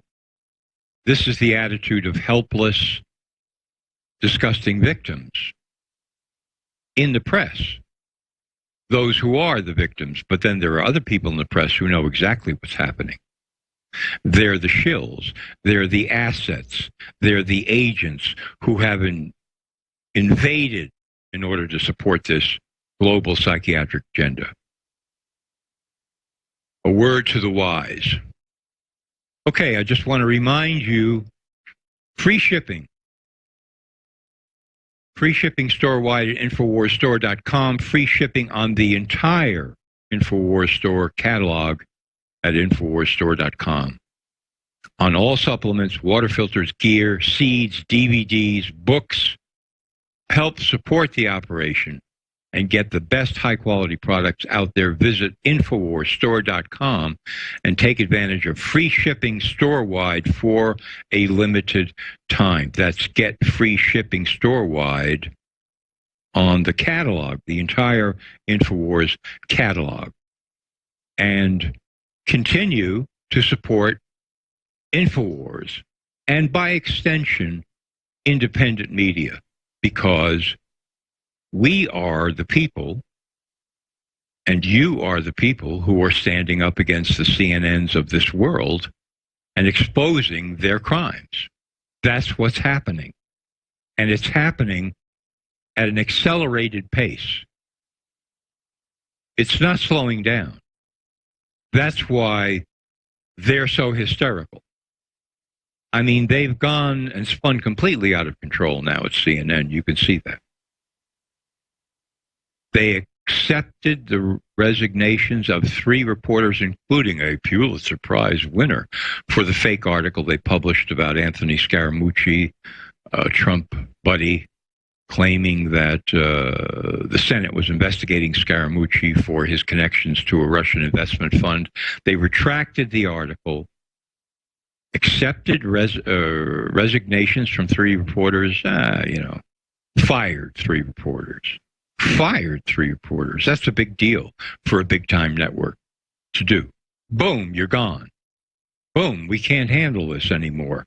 We're trying to push this whole narrative deep into the brains of every person alive on Earth of the Trump-Russia thing, the Trump-Russia thing, the Trump-Russia thing. That's all we really care about. We just got to keep pushing that all the way to the final destination, whatever that's going to be. Thousands of stories. And now we have to admit fake, fake, fake, fake, fake, fake, fake. They're going crazy, folks. Going crazy. Okay, this is John Rappaport. We will be back for the last segment in a few moments. Don't go anywhere on InfoWars.com. Okay, John Rappaport back here for the last segment. I just want to end on a note of uplift, shall we say. I wrote a piece over at No More Fake News this week about how all the elite media anchors are gone. And when I say that, I mean, the voices of authority that used to completely hypnotize the public, going back to the early days of television. Don't know how many of you remember that. John Daly, and we had Edward R. Murrow, and we had Chet Huntley and David Brinkley, and we finally, had Walter Cronkite. This is Walter Cronkite presenting the news. You've got nothing like that anymore. All of that is gone. And so the hypnotic effect has crumbled and continues to crumble because you've got bench warmers and second stringers and amateurs being used as the main news, national news and global news anchor of these giant networks. CBS just got rid of Scott Pelley, who was like some sort of a, I don't know. I always thought of him as a surgeon who did operations without anesthetic. He kind of looked, I don't know, not good. He's gone. They don't have a permanent replacement. Over at NBC, you've got Lester Holt. He's their main guy. He is just, you know, no substance, cadaverous, The Walking Dead, right? Main contribution of Lester Holt, he interrupted Donald Trump 41 times during a presidential debate when he was a moderator. Great. And then we have David Muir. He's kind of the young guy, you know, the Metro guy over at ABC. He's now their national anchor. He's got the gravitas of a Sears underwear model. That's about it. These are, you know, like people from the junior varsity that are now up there trying to exercise massive hypnotic mind control over the American people and the global audience with their national news broadcasts. It ain't going to work, folks. It's not going to work, and it's not working. That whole mind control effect of the authoritative, this is Walter Cronkite, that's gone. It's over. It's finished. It's finished. And this is a great thing, a good thing, a cause for celebration. Indeedy-do. As the rise of independent media accelerates, so does the decline in the ability to hypnotize the public of major media. They're losing it. They've lost it. As Alex and I were discussing at the top here, they're losers appointing other losers to carry the ball. They're democratizing, in heavy quotes, the news broadcast to include more reporters, more people who are rank amateurs. They sit them in panels and they blab across from each other and occasionally have, you know, big-time arguments about nothing. That's where it's all devolving into, because the people that run these news networks, they don't have it anymore. They're of another generation.